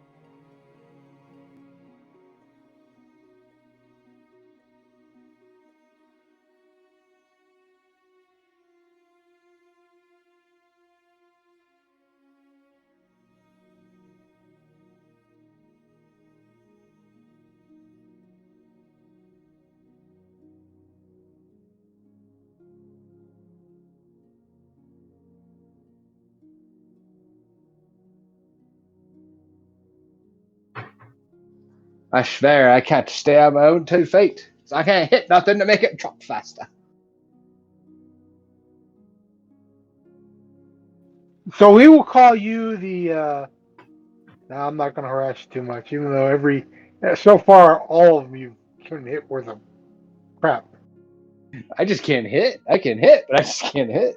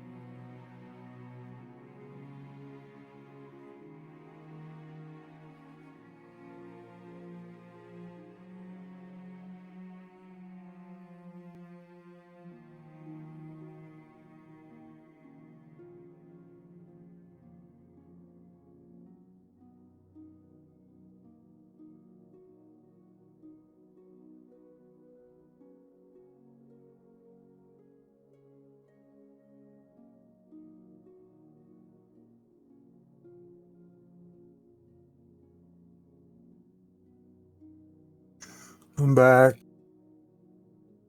I'm back. Welcome back.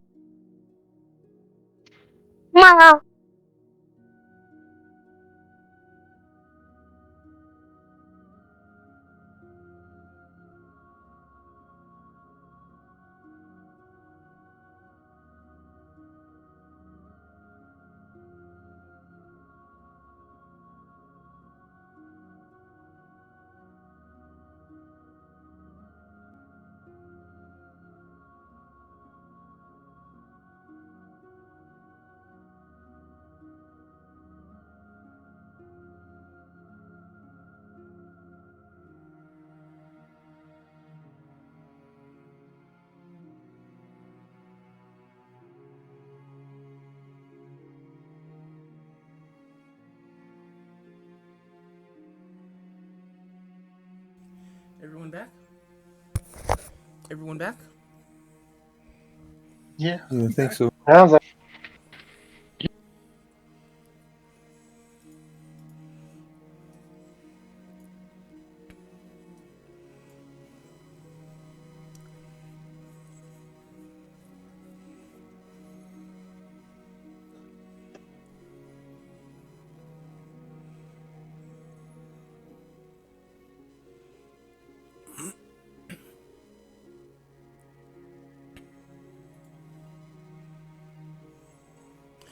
I forgot to switch the combat music again.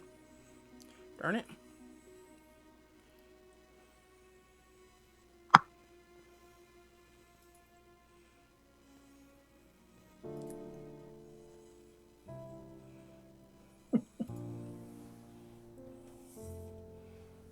Um,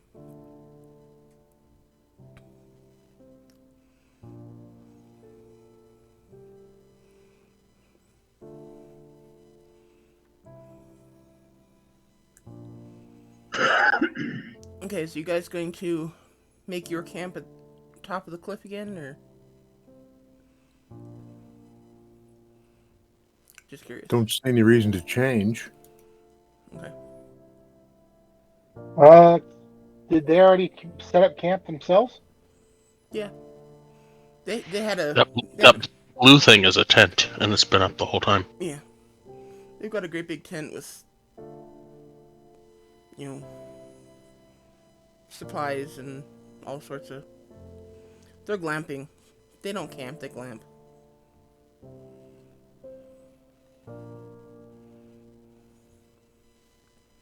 Oh, they're royalty.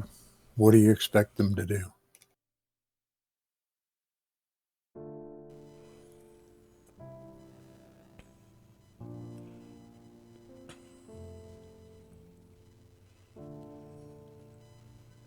Okay, same place as just What's that? same place is fine. Okay. Then I guess, unless there's something else, whoever's taking first watch, go and give me a perception check. That would be me.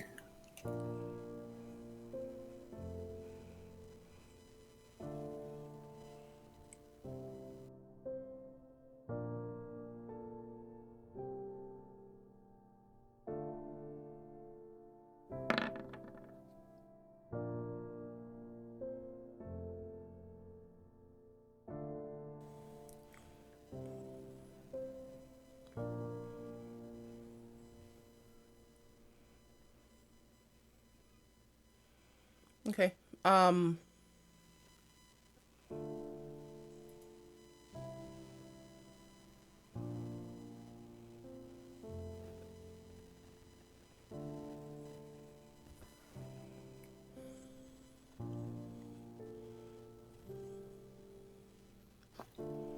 First half of your watch is pretty quiet.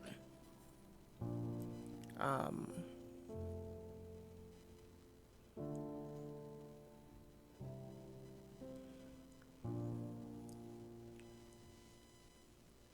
At one point during the latter half of your watch, you circle around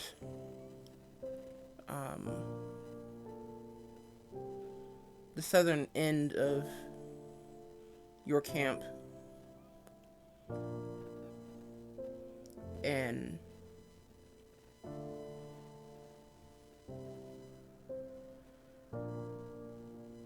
to the south, about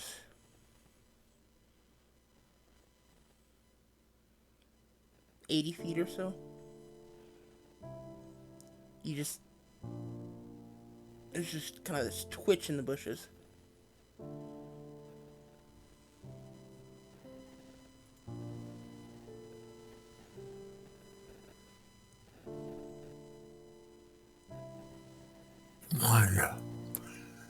I note that and look around carefully to see if there's anything else, and don't see anything. So, at the present time, I'm going to move to where I am south of the fire.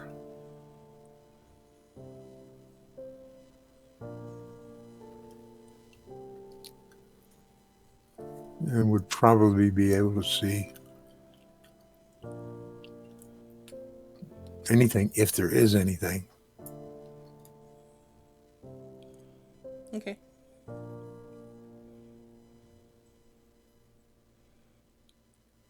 You don't seem to notice anything further for the rest of your watch. Okay, at the end of my watch, I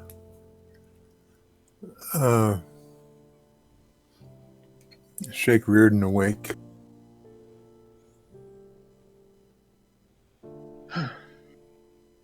Well, I'll get up. Yeah, and I tell him, I say, everything seems to be quiet. There is one possible problem to the south.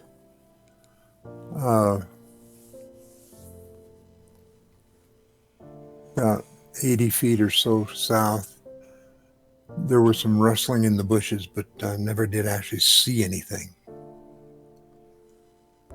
And that's been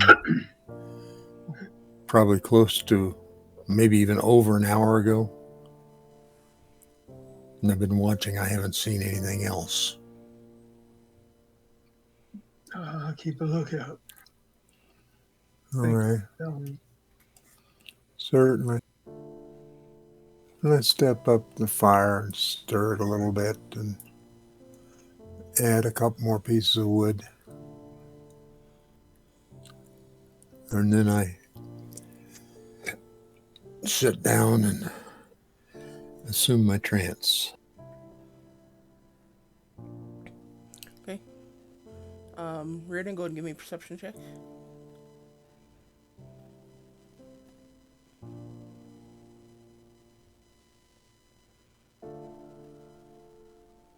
I didn't mean that. It's a good thing that was misclick.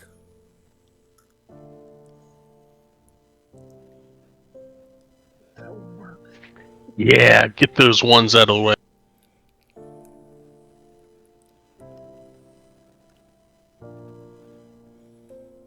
There we go. Okay.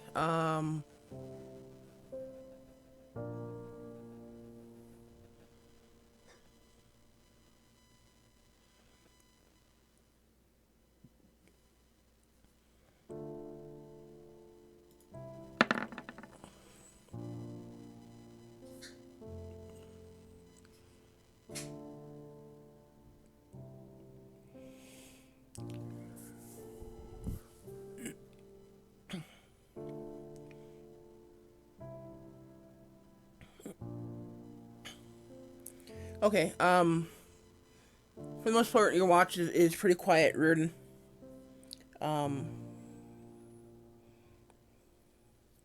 an hour into your watch, you two see the rustle in the bushes to the south of camp.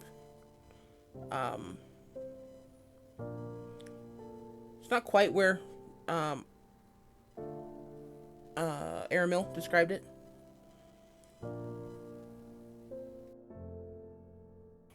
It's a little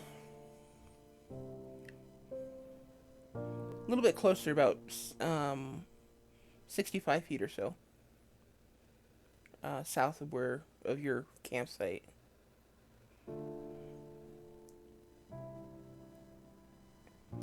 Um, there's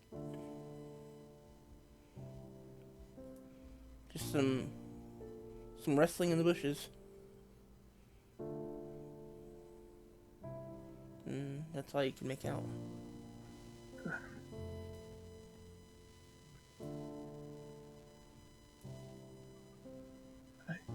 Keep an eye on that general area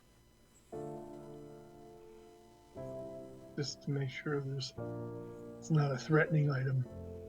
Might be just kind of an animal trying to find food.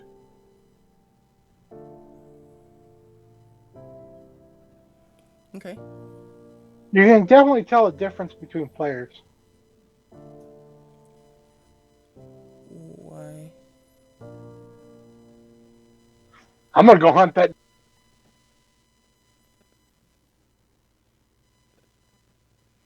I think you're the only one that goes hunting without other people's assistance.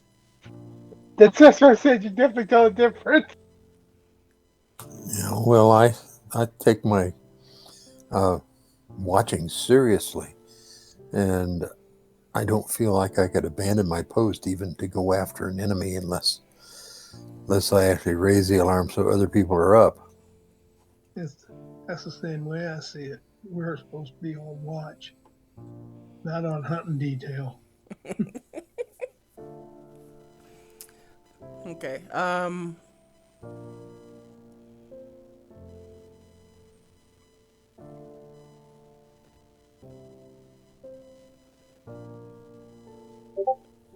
Okay. You watch the rest of the night. You don't see anything further.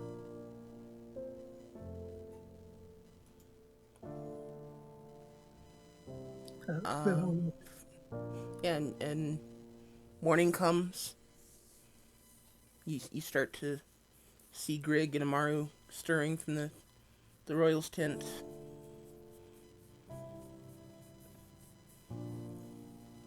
And I'll go around and start waking everybody up.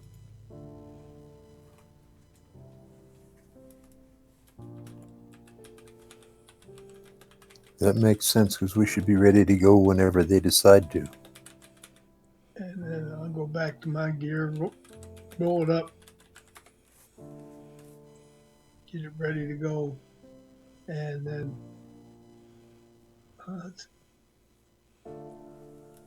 tell Valakad that I'm going to go check out see what's going on down south.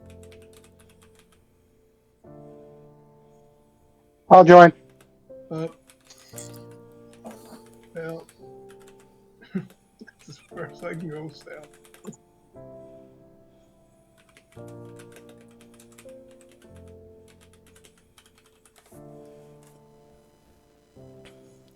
Okay, so you're going to go see if you can find out what the... Yeah, I figured I'd go down there and then see if I could see anything. Okay.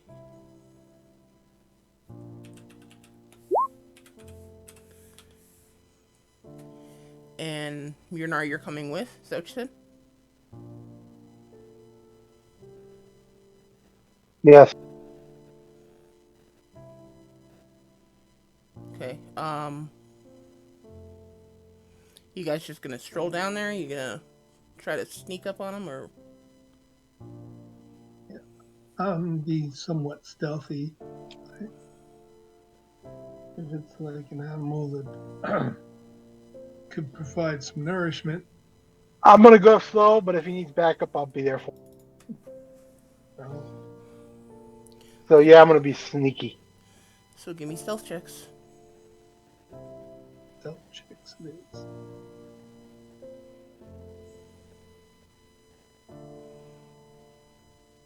Murnar, I'm not sure you know what stealth means. I'm as stealthy as I can be. Nobody's gonna know who I am. But they hear you from a mile off. No, I'm quiet. I'm quiet. I'm really That helps me out. See, they'll be paying attention to him making all that noise over there, and they won't hear me moving stealthily up to him.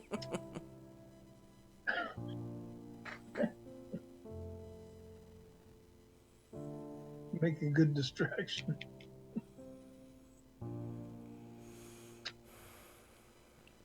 Skizit was trying to read those studded leather armors. Durkar. Oh, is that what it was doing? Okay. Okay, so your AC is good now. There you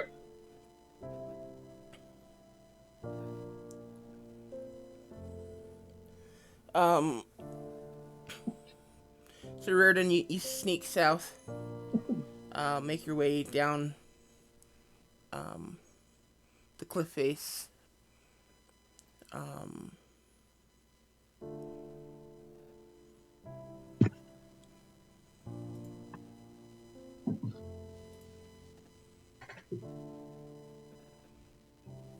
As you kind of move around to try to flank the where you believe this whatever it is at. You see the bushes move again, and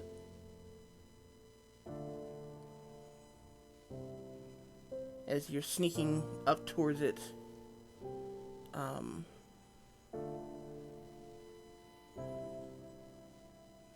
you suddenly hear a high-pitched squeal, and a large boar comes barreling towards you from the underbrush.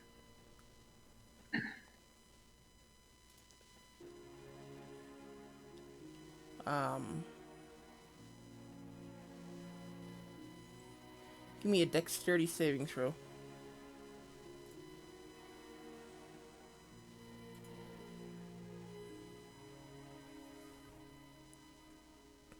Nice. It comes barreling towards you. You deftly dodge out of its way. What's that? I'm gonna jump up on the rock. Okay. Sounds good. You very easily, skillfully jump out of its way. As it barrels past you. Is there anything you want to do? I'm gonna holler boar, and I'm gonna notch an arrow and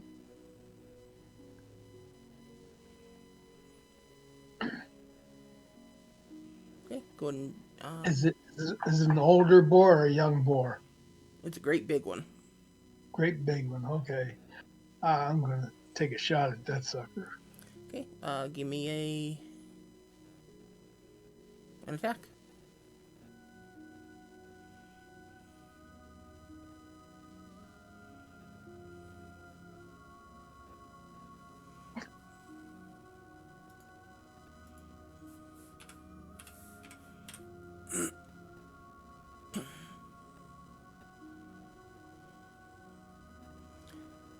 Wow, there are like 40 different kinds of boars.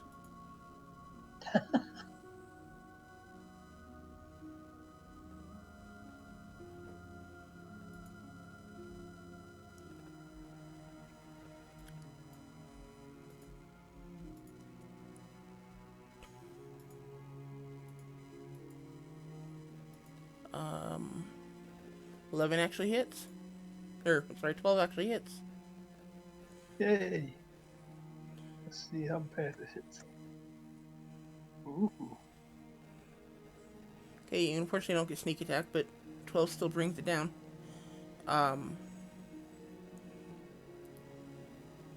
Your arrow, your expertly fired arrow hits it in the back of the skull. Just falls to the ground dead and skids for like 5 feet. But you now have a very large boar to roast up for breakfast if you guys so desire. I'm gonna go over. You guys can all hit your long rest buttons if you want.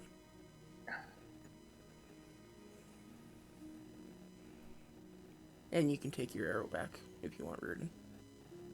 Okay, I will. Hey, it's not subtracting my arrows. You're right, it didn't. Yeah, because I'm still 111.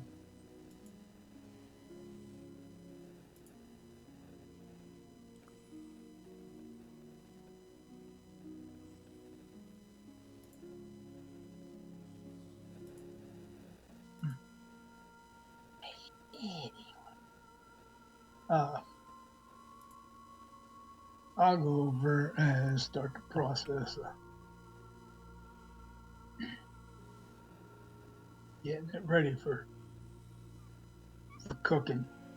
Okay.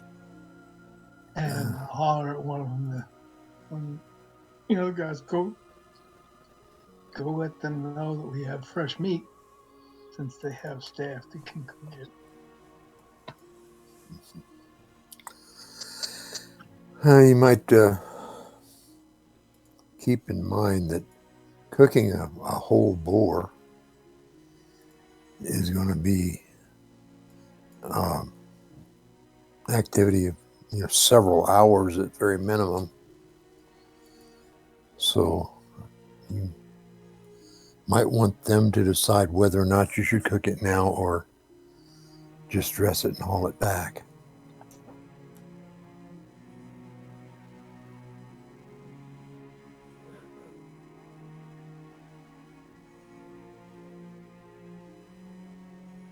That's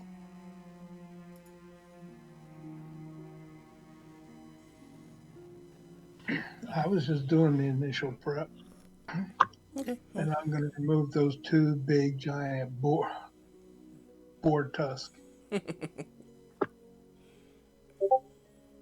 This thing is probably like 4 feet tall, 4.5, 5 feet tall maybe, and boar tusks are like 6 inches long.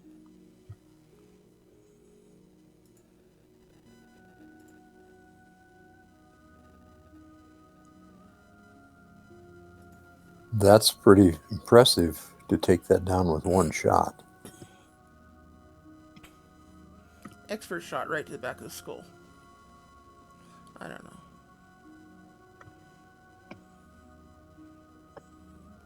Yes, it's a big animal. So give me a quick survival check for the tusks. See if you can get them out without damaging them. You do.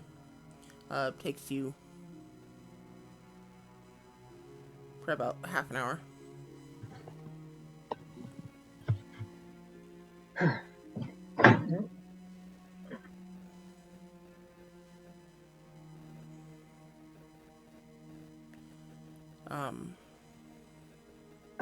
Is anyone going to approach the nobles? Like he asked?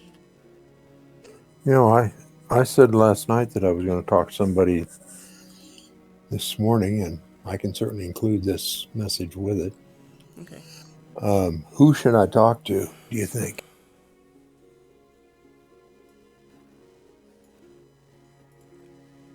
That'd be up to you.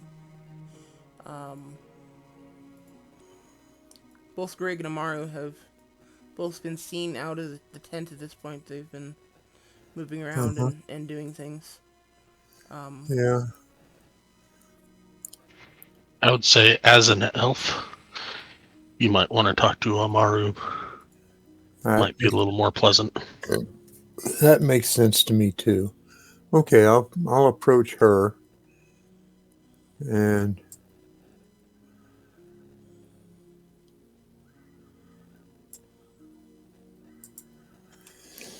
I'll tell her. We have a couple things. First, from our night watch, we managed to kill a very large boar, and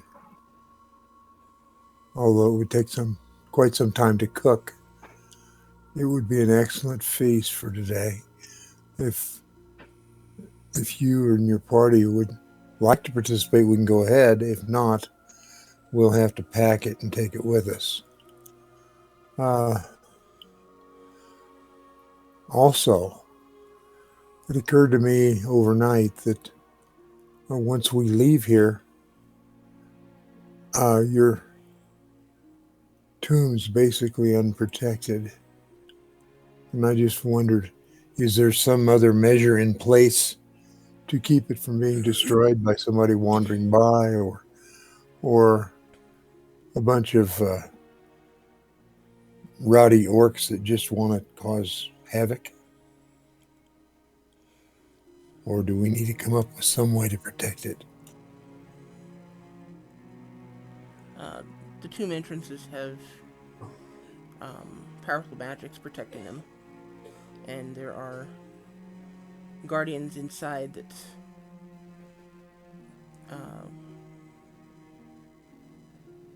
are very disinclined to allow entrance from anyone outside of the bloodline. I thought there would be something, but I had to ask. We appreciate your concern, but they should be well defended. As far as the boar is concerned,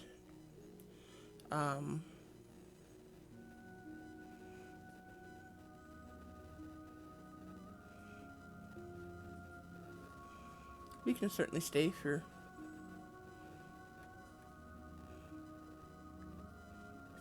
half the day and enjoy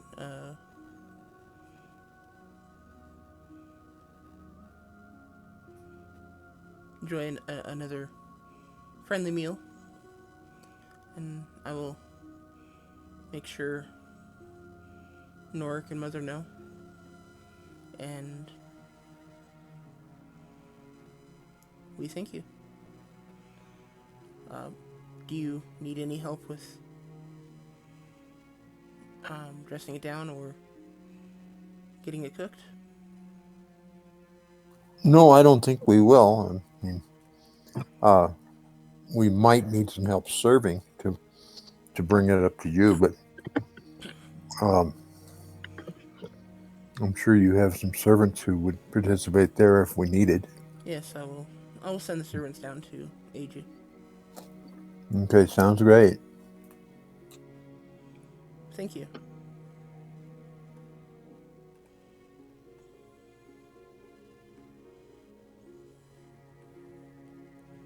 And she excuses herself and returns to the tent to speak with Clan Mother and Norik.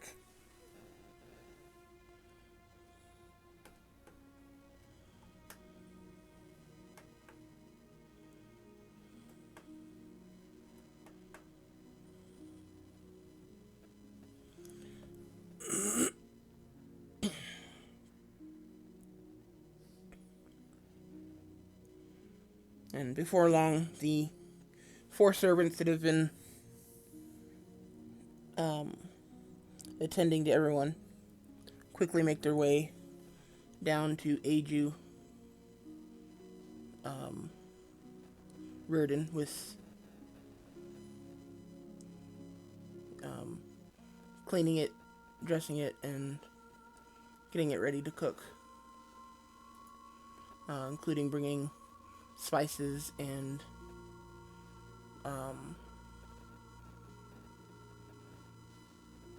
an array of accompanying vegetables and fruits and such.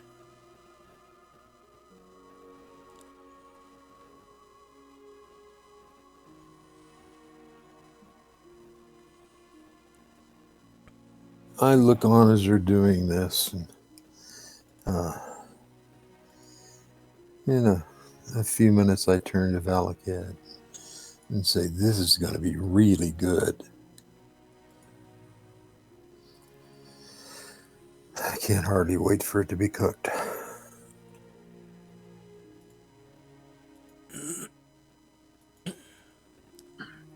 I'll just look at the big pig and be like,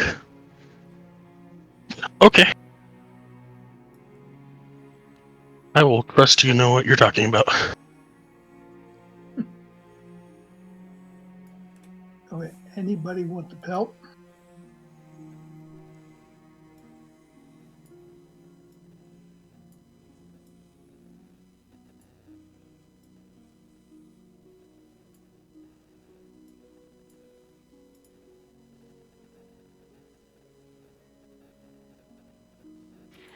Not I.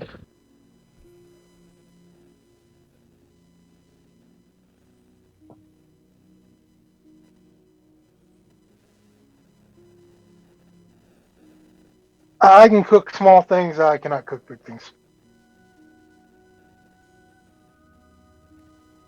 Then it's good that the clan has provided us with people who do that for their livelihood.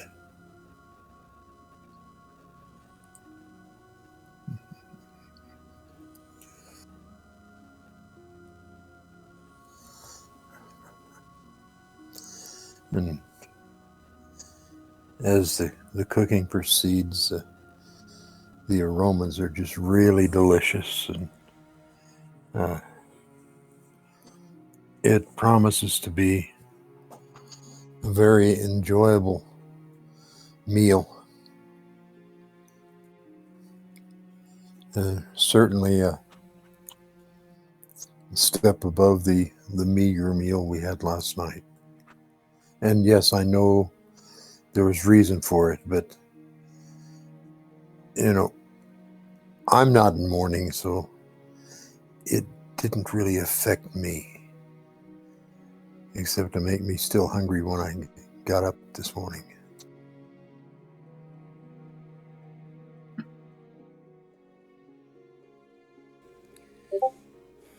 And all these delicious aromas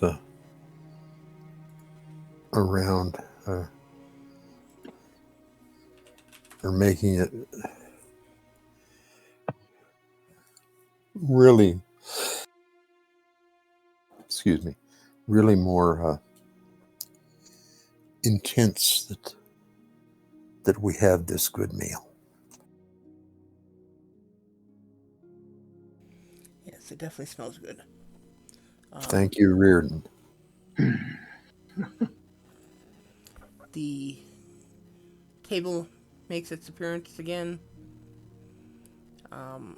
Servants get it all set up and ready to serve.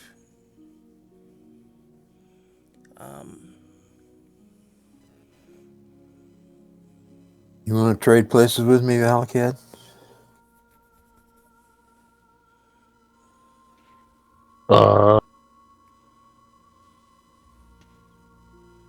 I can. I just thought that since you, at least in their eyes, are our de facto leader, that you probably should have the end of the table. But it's up to you.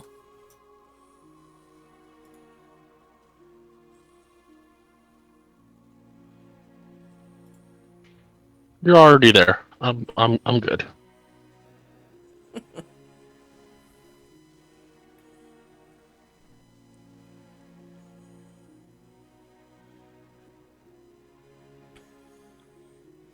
Okay, this takes majority in the morning and a good part of the afternoon to cook.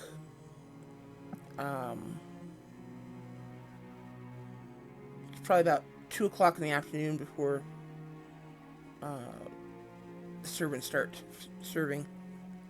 Well, this is going on. I'll be the guy to go get more wood or whatever whenever they need it. Okay, go and give me survival. Then And I'll help. okay, survival with Okay, that works. Durkar, what do you want to do? Oh, I was gonna say while all this is going on, I'm gonna be taking the metal out of the studded leather armor. So I'm gonna remake some stuff with it. Okay. The leather itself, I'm not gonna worry about. I'm just gonna leave as trash. Okay, so you just want the studs. Yeah, I just want the metal out of it. Okay. Um, that's not hard. It's just a matter of cutting them out. It's not quick process, but it's not hard. As far as finding wood, Myrnar, you do an awesome job. You're Johnny on the spot. You always have a handful of wood whenever they need it, or armful of wood whenever they need it. Um,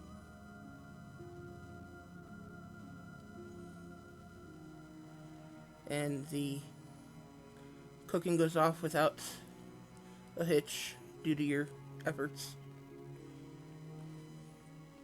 Um, We're going to end up with them convinced that we know what we're doing out here.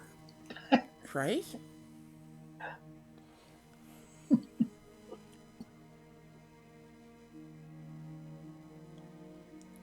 When it's finally time for them to serve, you guys get a very large glazed ham, or glazed pig with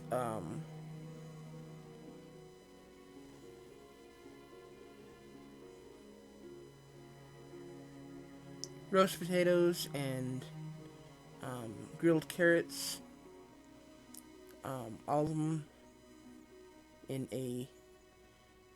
the carrots in a sweet sauce.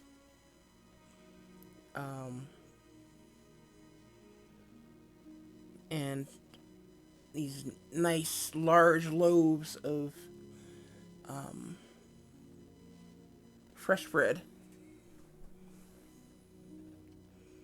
for you to enjoy your meal, or with your meal.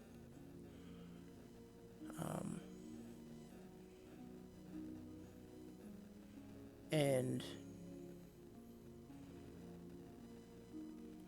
at just as they finish bringing all the food out, one of the servants comes up to Norik. Norik kind of listens to what he has to say, and smiles and nods, and the servant runs off. Comes back with a large cask of large, expensive-looking cask of ale, and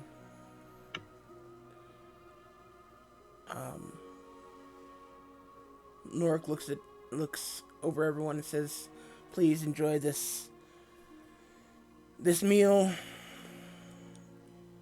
that our new friends have brought for us, and to wash it down, this fine cask of dwarven ale."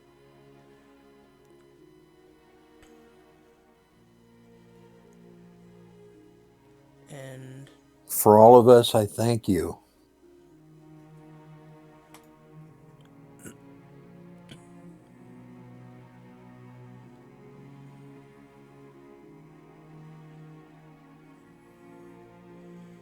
let's eat.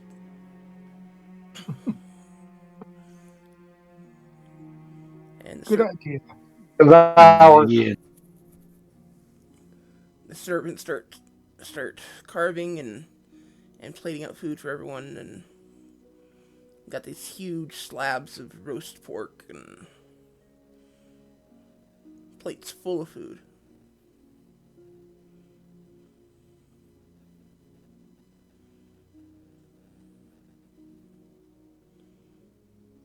And it only takes a few minutes before at least I can pretty well forget about the lack of food last night. Okay. And not that I'm saying anything, because I wouldn't offend my hosts, but But I have to say, I was a little disappointed that, after our battle, we didn't have meat. Well, you guys had your rations. If you wanted meat, you could have pulled one of those Yeah, out. yeah, That's what I did. yeah.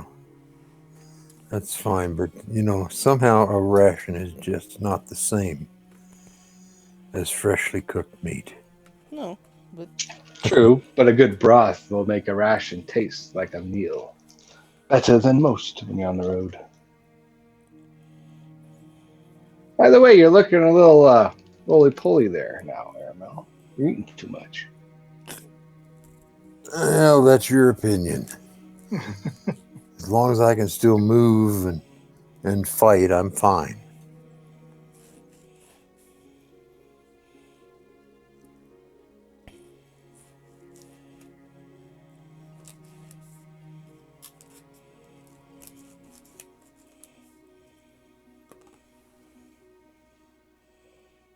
roll me a D100, Durkar.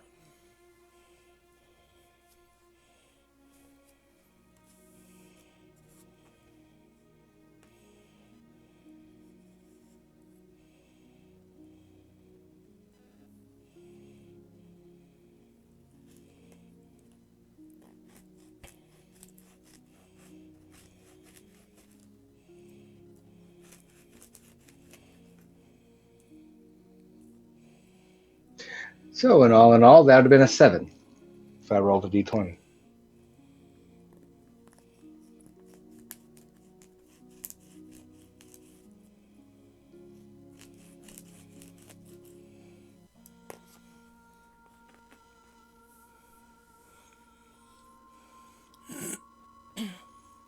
Okay,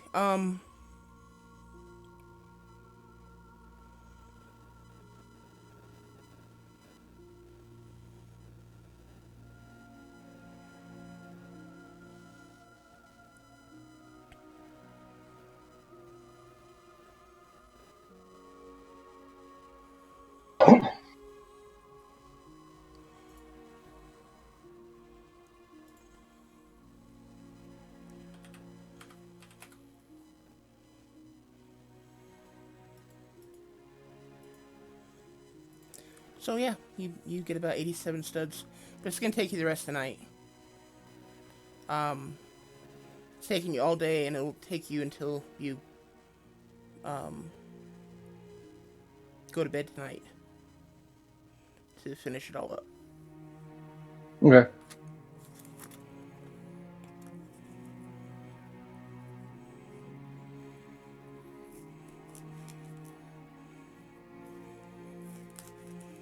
As the conversation goes along with our feast, I decide that Bearden needs to have a little acknowledgement, and so I stand up and address the whole group and say, I don't know if you're aware of it or not, but this boar was fairly close to our camp as we got up this morning. And Reardon, who is an expert archer, felled it with one shot. And it wasn't one shot and chase it for a mile. It was one shot and it was dead right there. And on top of that, it's excellent meat. You get a look of approval from both Grig and Amaru as Aramil says this Rooted.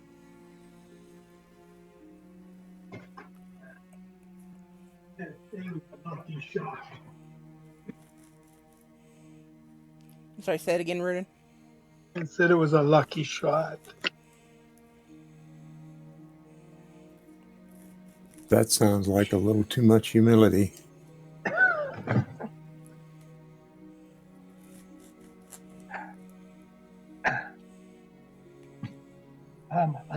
rogue. I don't. I kind of stay in the dark. You know.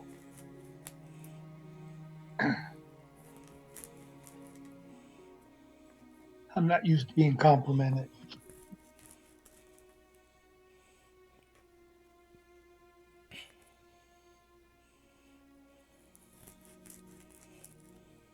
I just thought your benefactor should know that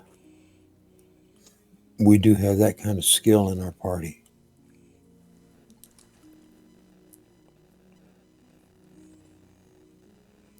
Totally out of character, but I think he's edging for additional reward.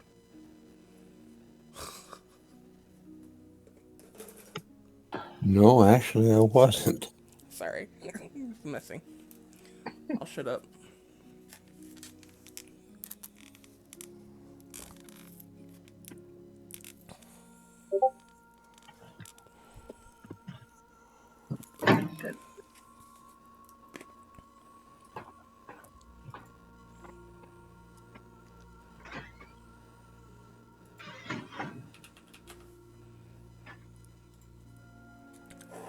Okay.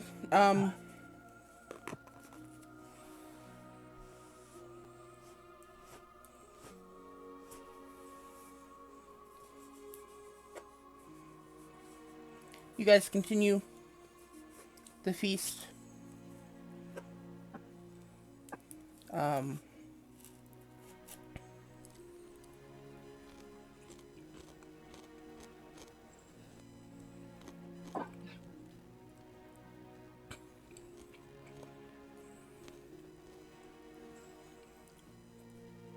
Is there anything you guys would like to talk about as the meal continues?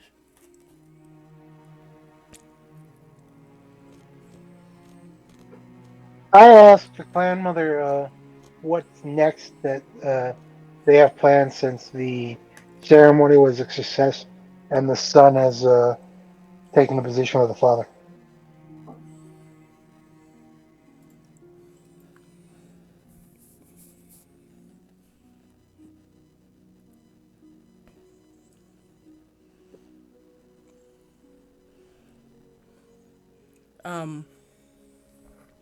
She kind of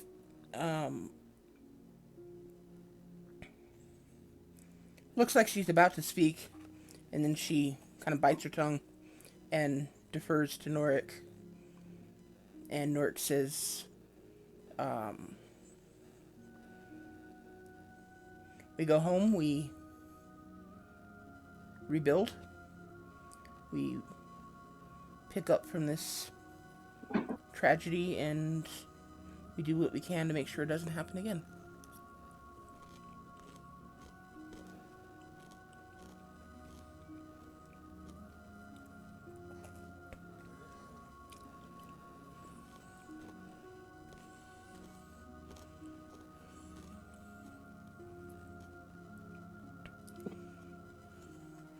I would love to send our armies out after the Horde, but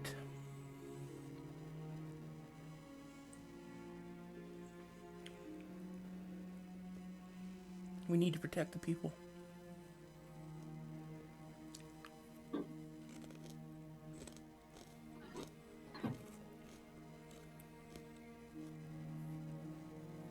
I think I can speak for everyone in our group to say that we are at your service to protect the clan hall and any other tasks that you think we can accomplish.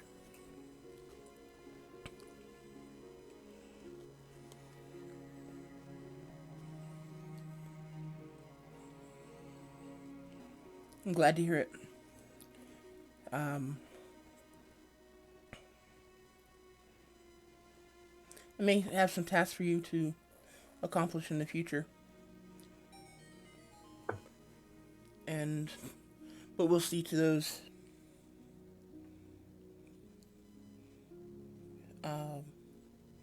after we've returned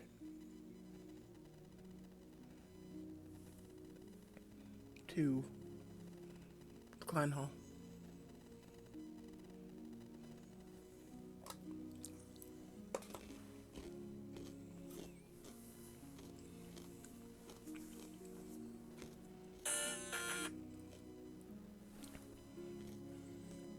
Hold on a moment, please.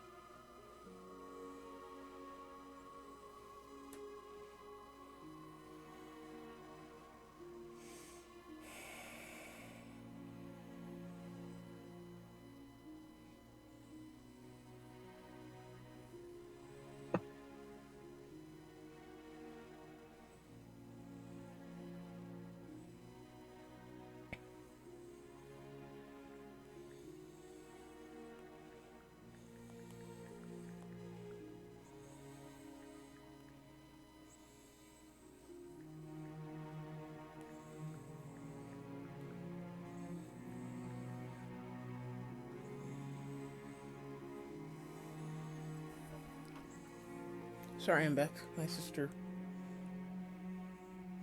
needed me to answer a question for her.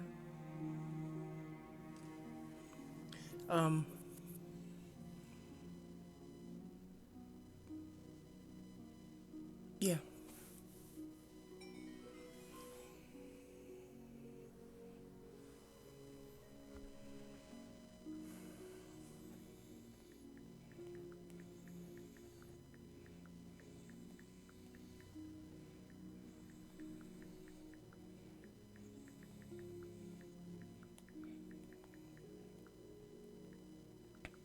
Okay, it's getting well on into the day, and this has been a very enjoyable meal for us and rather unexpected, which always makes it good. So, do we pack everything and start off now and camp on the way back, or do we stay here one more night and then take off in the morning?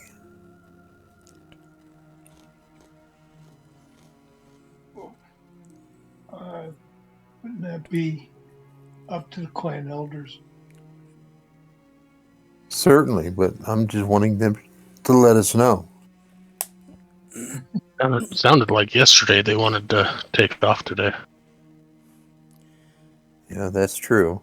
Our intent was to head home for the day, or today, but at this point, I think I would rather not be traveling the road at night, and I think it would behoove us to stay over for the evening and get an early start.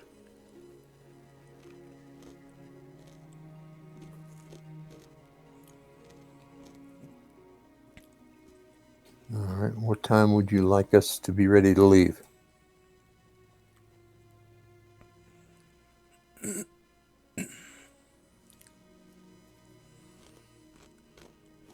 At sunup?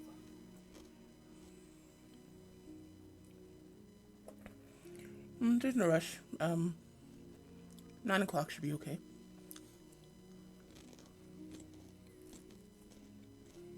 Okay, thank you.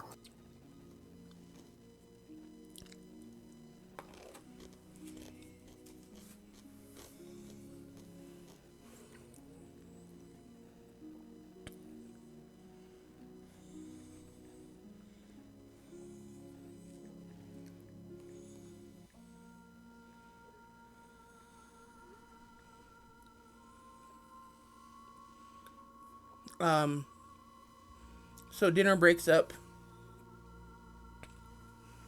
Um,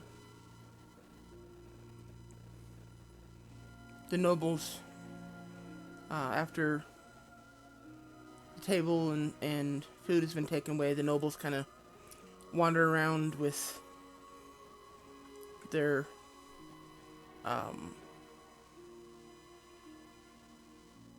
cups of ale.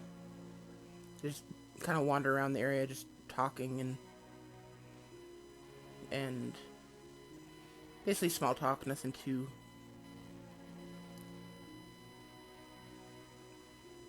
serious, basically. Um, you guys are welcome to join them in any small talk, or you're welcome to work on professions, or um,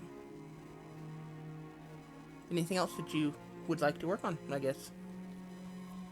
If they're gonna have small talk, I'm just going to sit on the outreaches of it and listen in to see if I can get any tidbits or uh, added information that I may not have known.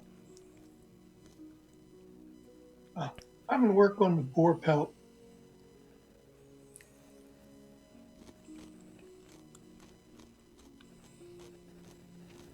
I'll go spend time searching for more of these little pink berries.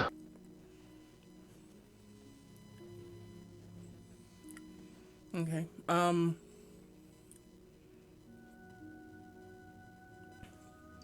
Myrnar, give me a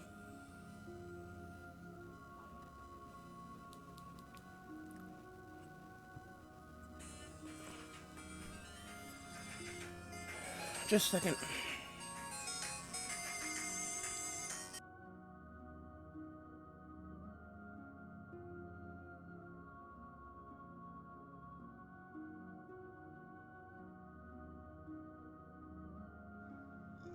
My AC went to crap again once I took those armors out of my system.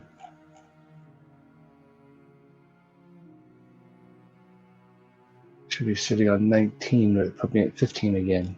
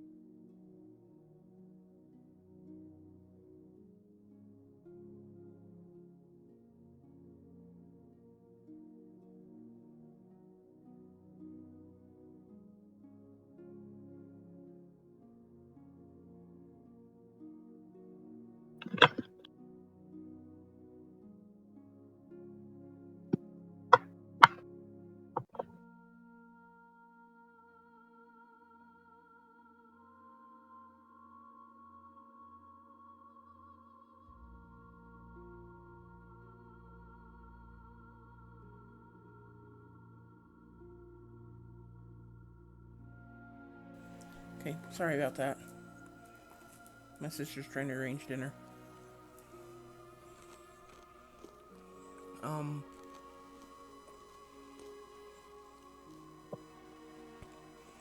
Myrnar, give me.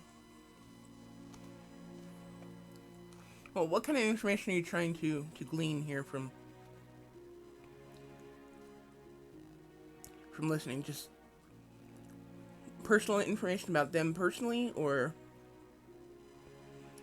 um, what? Personal about what the ramifications of the transfer and getting a feeling of. I noticed that she shut up and he started talking. The son, she referred to him now. Mm-hmm. So is there going to be a transition? Is there going to be a different in how our group are going to be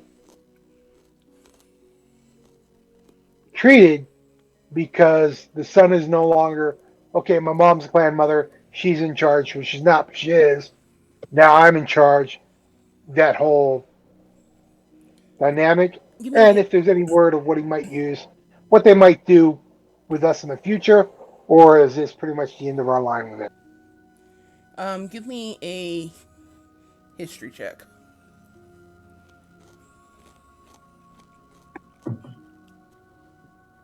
I'll go ahead and give you advantage on this because,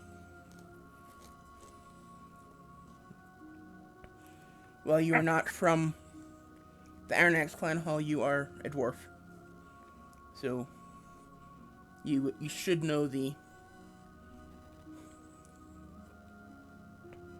um how the hierarchy works as far as who's in charge. Um, and as a dwarf, you do know that when a clan chieftain dies, the clan mother is essentially in charge. Basically, takes over until the new clan chieftain is essentially appointed. Um, whether it's the heir, you know, whether the title is passed on through bloodline or through um, a vote, which does happen occasionally. Um, the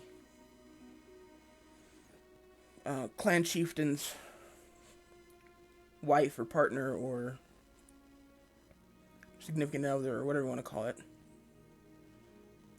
um, is basically considered to be clan chief until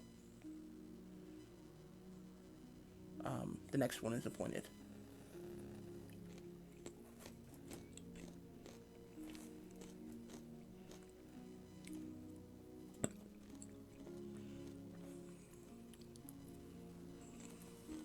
It would seem to me that part of all the ceremonies that were going on yesterday probably included some of that assignment of the next in command and maybe at least a temporary coronation, enough so that everybody understood who was in charge. And as far as the clan mother's concerned, even though the question was addressed to her, she probably realized mid-explanation that it's no longer my choice. I should defer to Norik. And particularly in a situation where you have mother and child involved in that transition, it can take a little while for mother to get used to the idea that what she says isn't necessarily the way things are going to happen.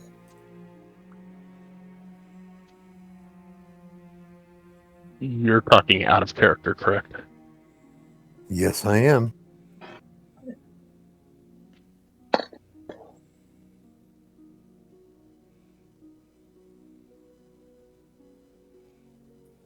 I don't know that he was asking in general. I think he was asking what his character could tell.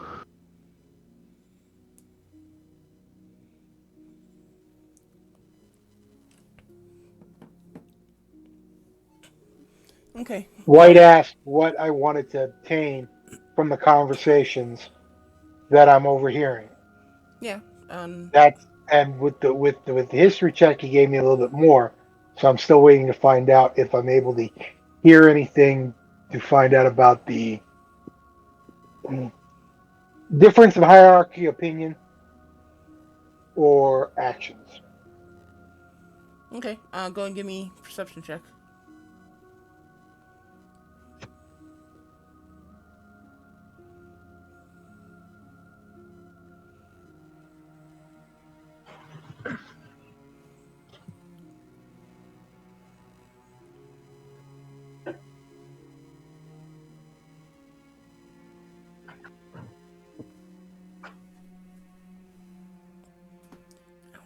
Um,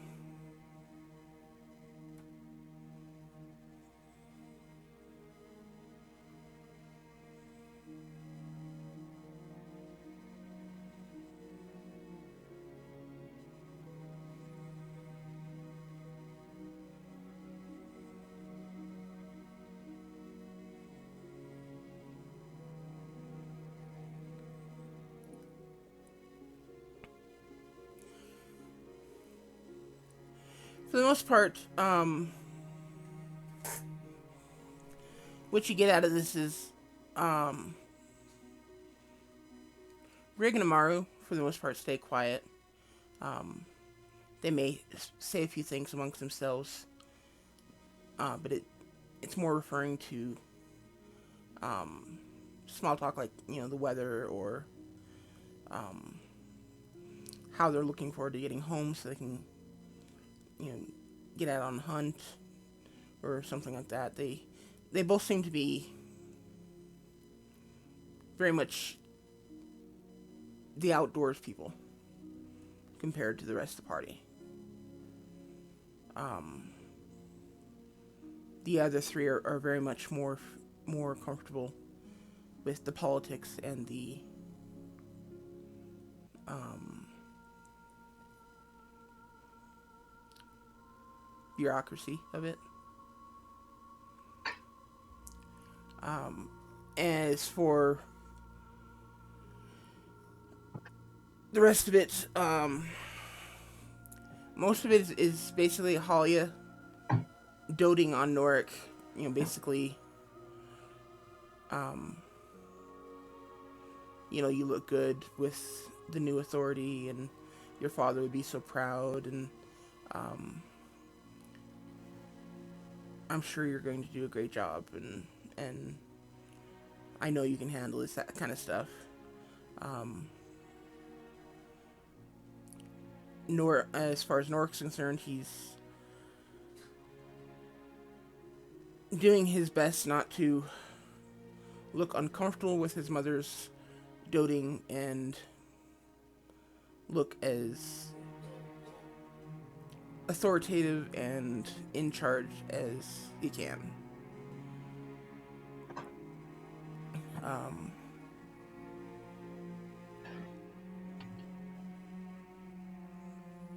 give me an insight check too, Mjolnir.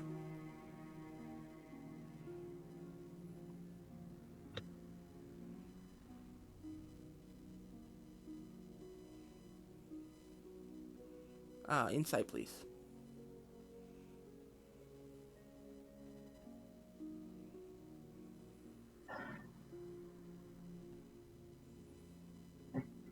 Glad I clicked on that one. So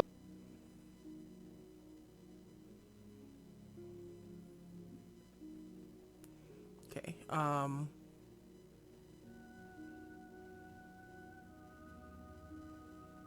Yeah, there's not really a whole lot more you get on that.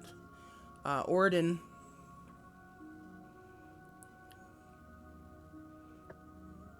The most part, Orden's just kind of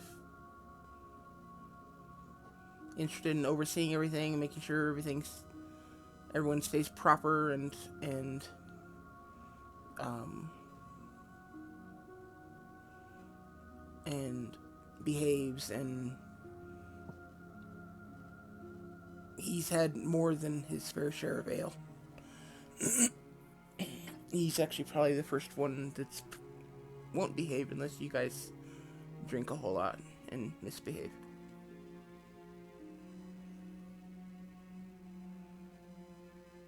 Um, there's not really um, a whole lot of other information going on that answers to your questions, Mjolnir. Um, okay, I enjoy the drink and I enjoy this. okay. See, Valakad says he wanted to work on finding some stuff. Who else said something? I said I was going to work on the boar pelt. That's right. Okay. Valakad, give me survival check. Actually, Reardon, give me a survival check as well. I'll spend as long as I can doing that.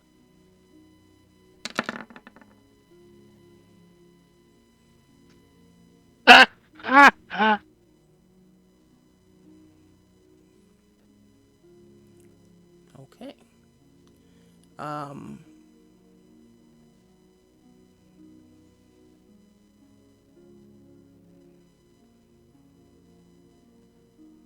As we've long suspected, Reardon is a consummate outdoorsman and frontiersman, and he's certainly able to take care of taking advantage of all the resources he has. Looks like it. Valahad, I unfortunately. can do the same thing as long as we are on the water. Yes, but maybe your excuse is the ground is too stable. I picked all the pink berries that I could find yesterday, and there are just no more. That'll work. I won't argue with that. So help me if somebody else finds a pink berry, I'm gonna. Yeah. I did I not mean promise to I won't offend go you. look for any.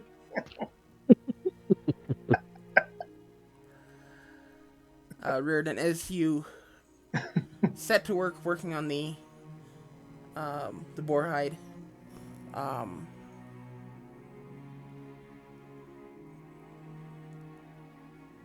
you get it scraped and defleshed very quickly, a lot faster than you intended or expected, and you're able to get it into a tanning solution and get it soaking.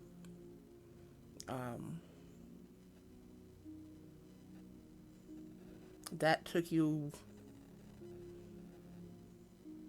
probably about 4 hours to get that done.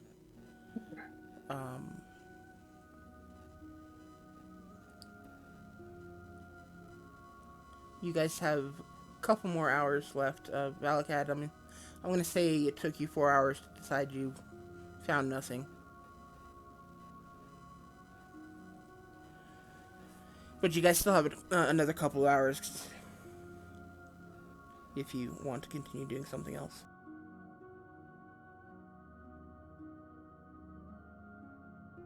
Or you can just call it a night. After that, I think I'm going to be depressed and not do anything else. Sounds reasonable. Because that's probably exactly what I would do. Yeah. I'm going to call it a day. Okay.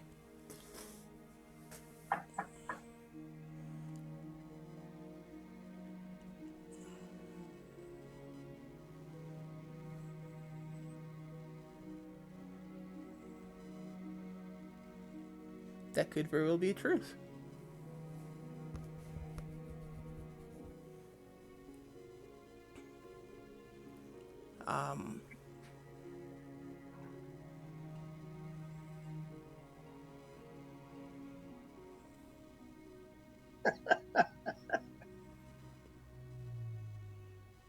Okay, so you call it a night. You guys start getting ready for bed. Who's doing watches? I'll do a watch tonight. Yeah, I'll take a watch wherever it fits. I'll do a watch with not Arden, or Durker. You'll do a watch with Durkar? Okay.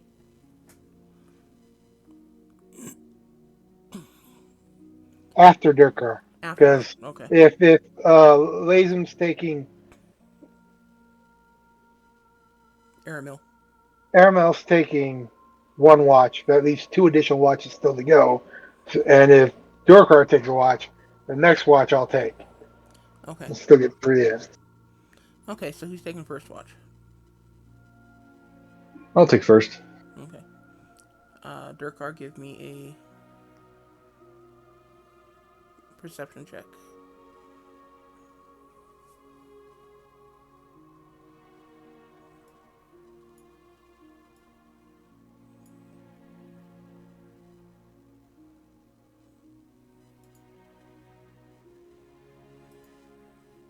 My dice dice.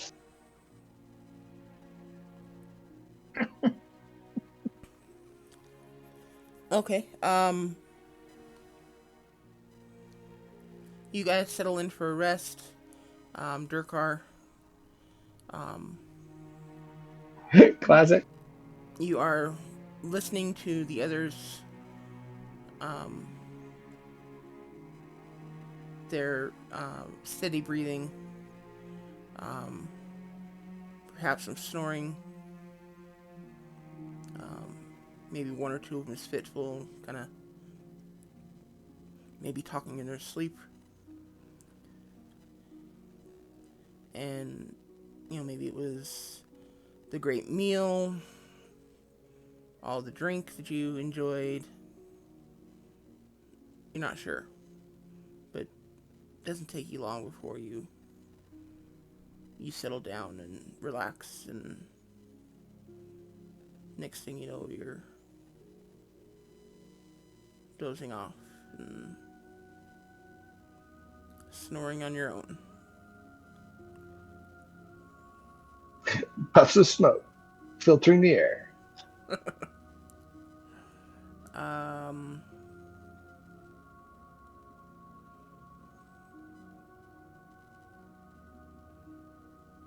I guess Aramil and Myrnar, give me perception checks at disadvantage.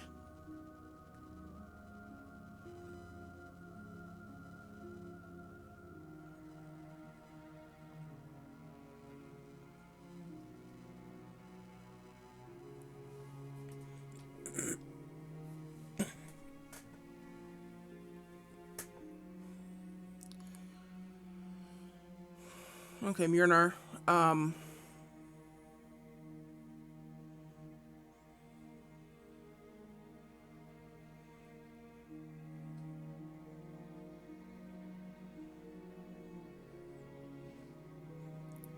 You wake to the sound of a loud snort.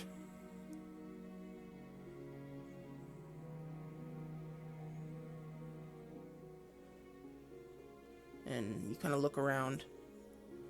Um,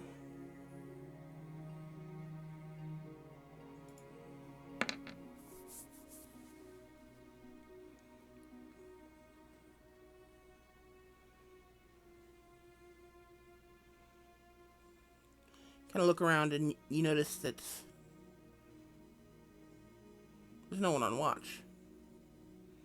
Durkar is got his back up against a tree and he's sitting down, and his head is down. He's kind of bundled himself back against the tree, trying to stay warm. There's no one on watch.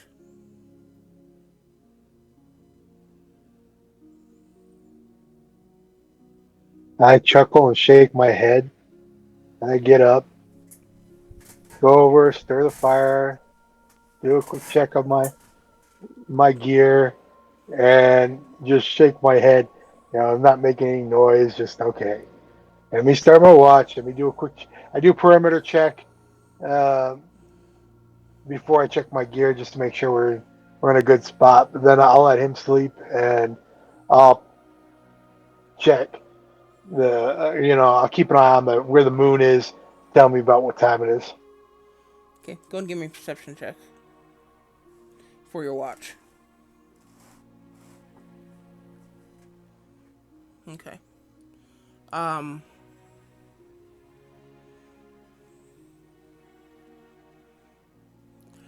Seems like you woke up a little over an hour into what should have been Durkar's watch. So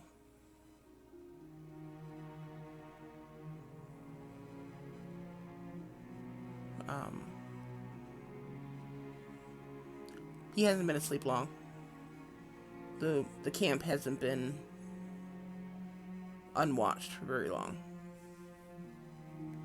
And as far as you can tell, nothing seems to be out of place. It doesn't appear to be any um, unexpected tracks or anything missing. So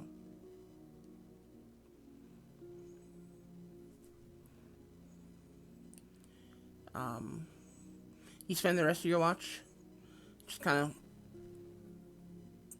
of patrolling, making sure that everything is or everyone is safe, and seems like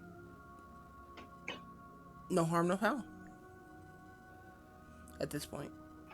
Then, when near the end of my watch, I'll walk over and tap Aramel's foot and let them know that it's their shift time. That it's been relatively quiet since I've gotten up.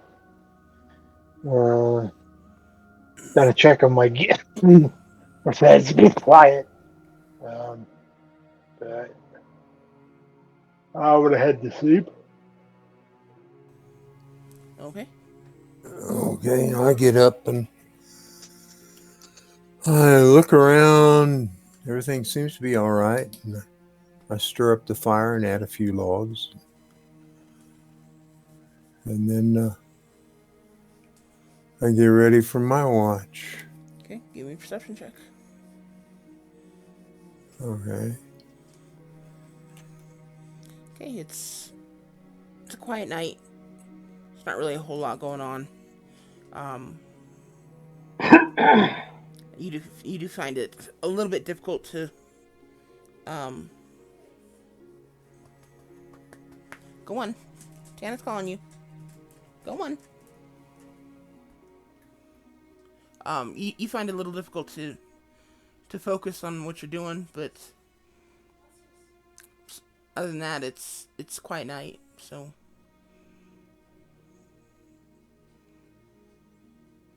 um, you make it through to morning, and it's, man, you don't know what it is, but it seems like your watch is just so much longer than you feel like it should be. It's just that 4 hours, it just seems like it's stretching forever.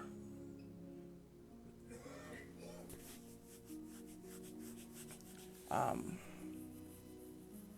It's probably all that good food. Give me a Constitution saving throw, Aramil.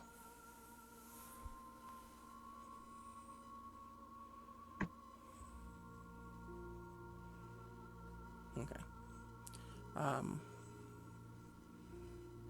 when the sun finally starts to rise,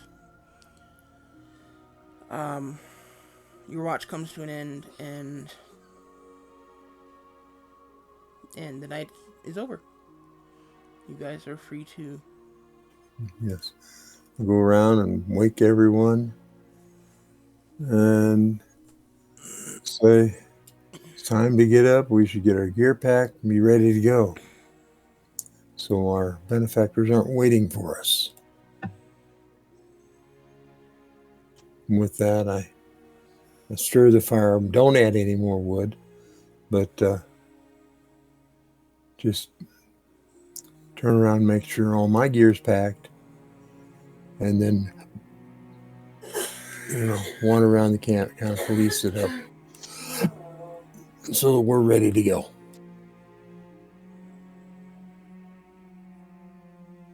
I'll gather up everything, all my equipment, pack it, get the boar hide, get it packed. So I'm ready to move out when clan elders decide it's time. Okay.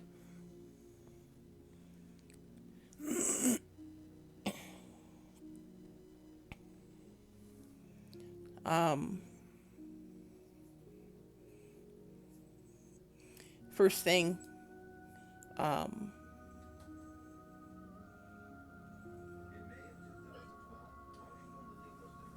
let's see. Um,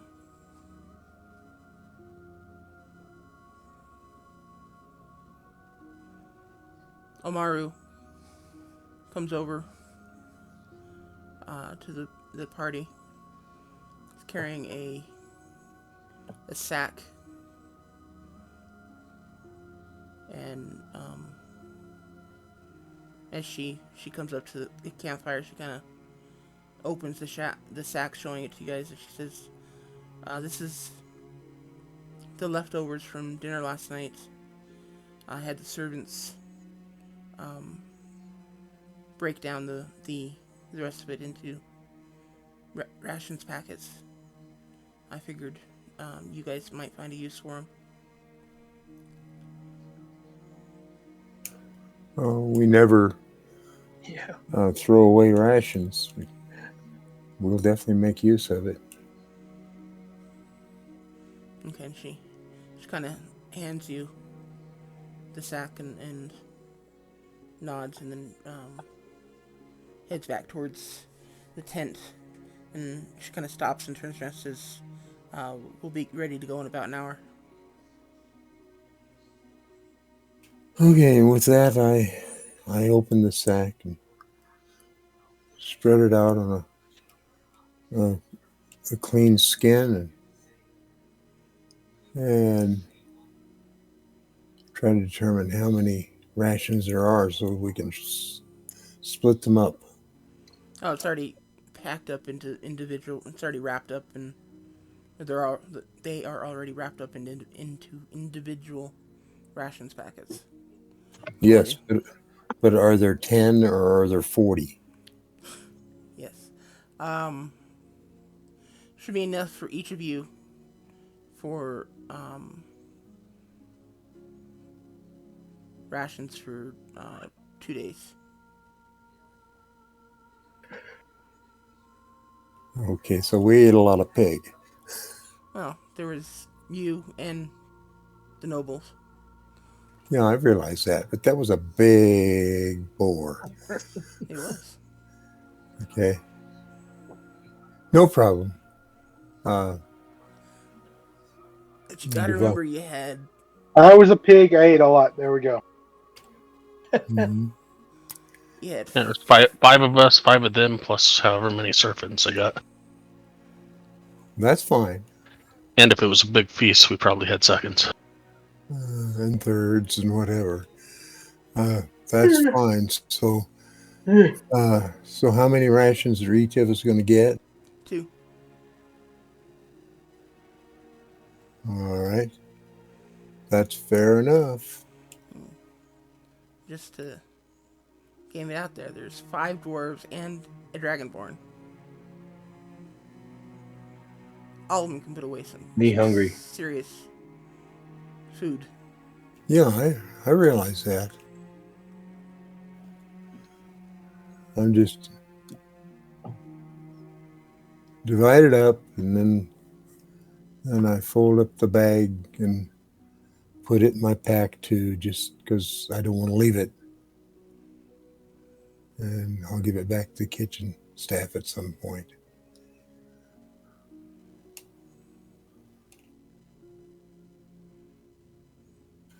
But with that, I think I'm ready to go.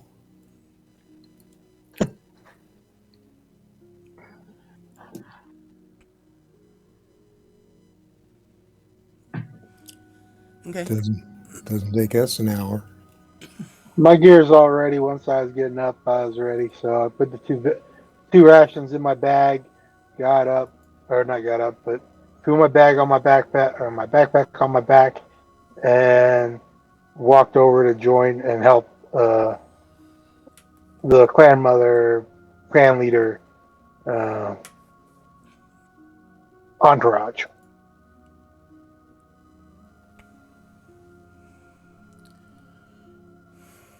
Okay, as you guys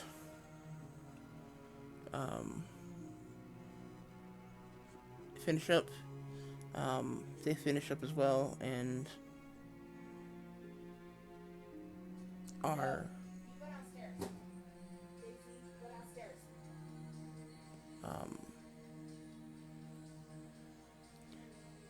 packed up and are ready to head out when you guys are.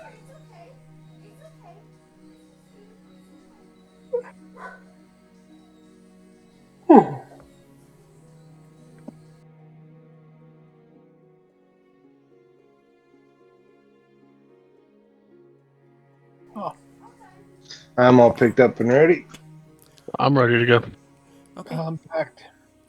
Okay, so you guys head out. Hop at the rear. Okay. Um,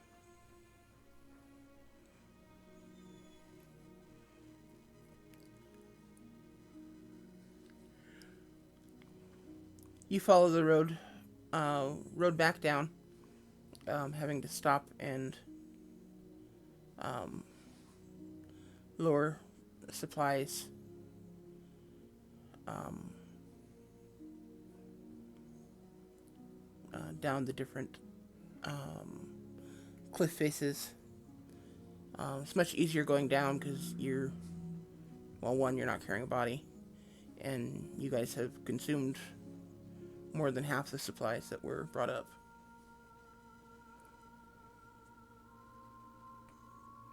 Um,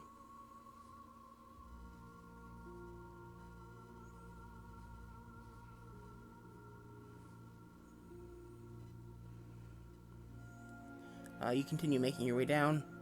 Um, the trip seems to go much faster. And by the time you get down to where the landslide came through, or fell through, you see that there is um, a crew of dwarves who have dug through it and are currently in the process of reinforcing it so that hopefully it doesn't happen again.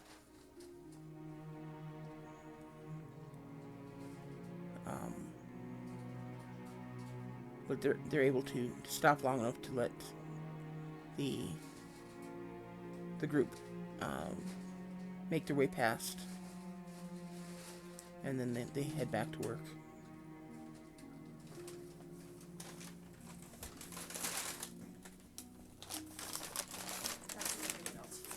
Okay, thank you. You continue down, further down the path, and as roughly 3 o'clock, you come to the entrance of the Iron Axe Clan Hall, where the group is met by more servants who take all the supplies and cart them away. And then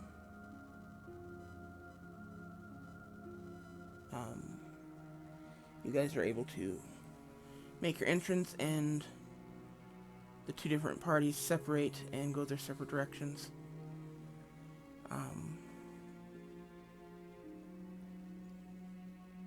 Knowing that you guys will probably hear from them again before too long. Because, yeah. They all but told you that yesterday. But I'm going to go ahead and end it there, guys, because I need to step away from the computer, and it's like 6 minutes until the end of our session. All right. So Alrighty then. we will pick it up next session with you guys. I don't know. I guess whatever you guys want to do at this point. I'm gonna go turn these studs into ingots. Okay.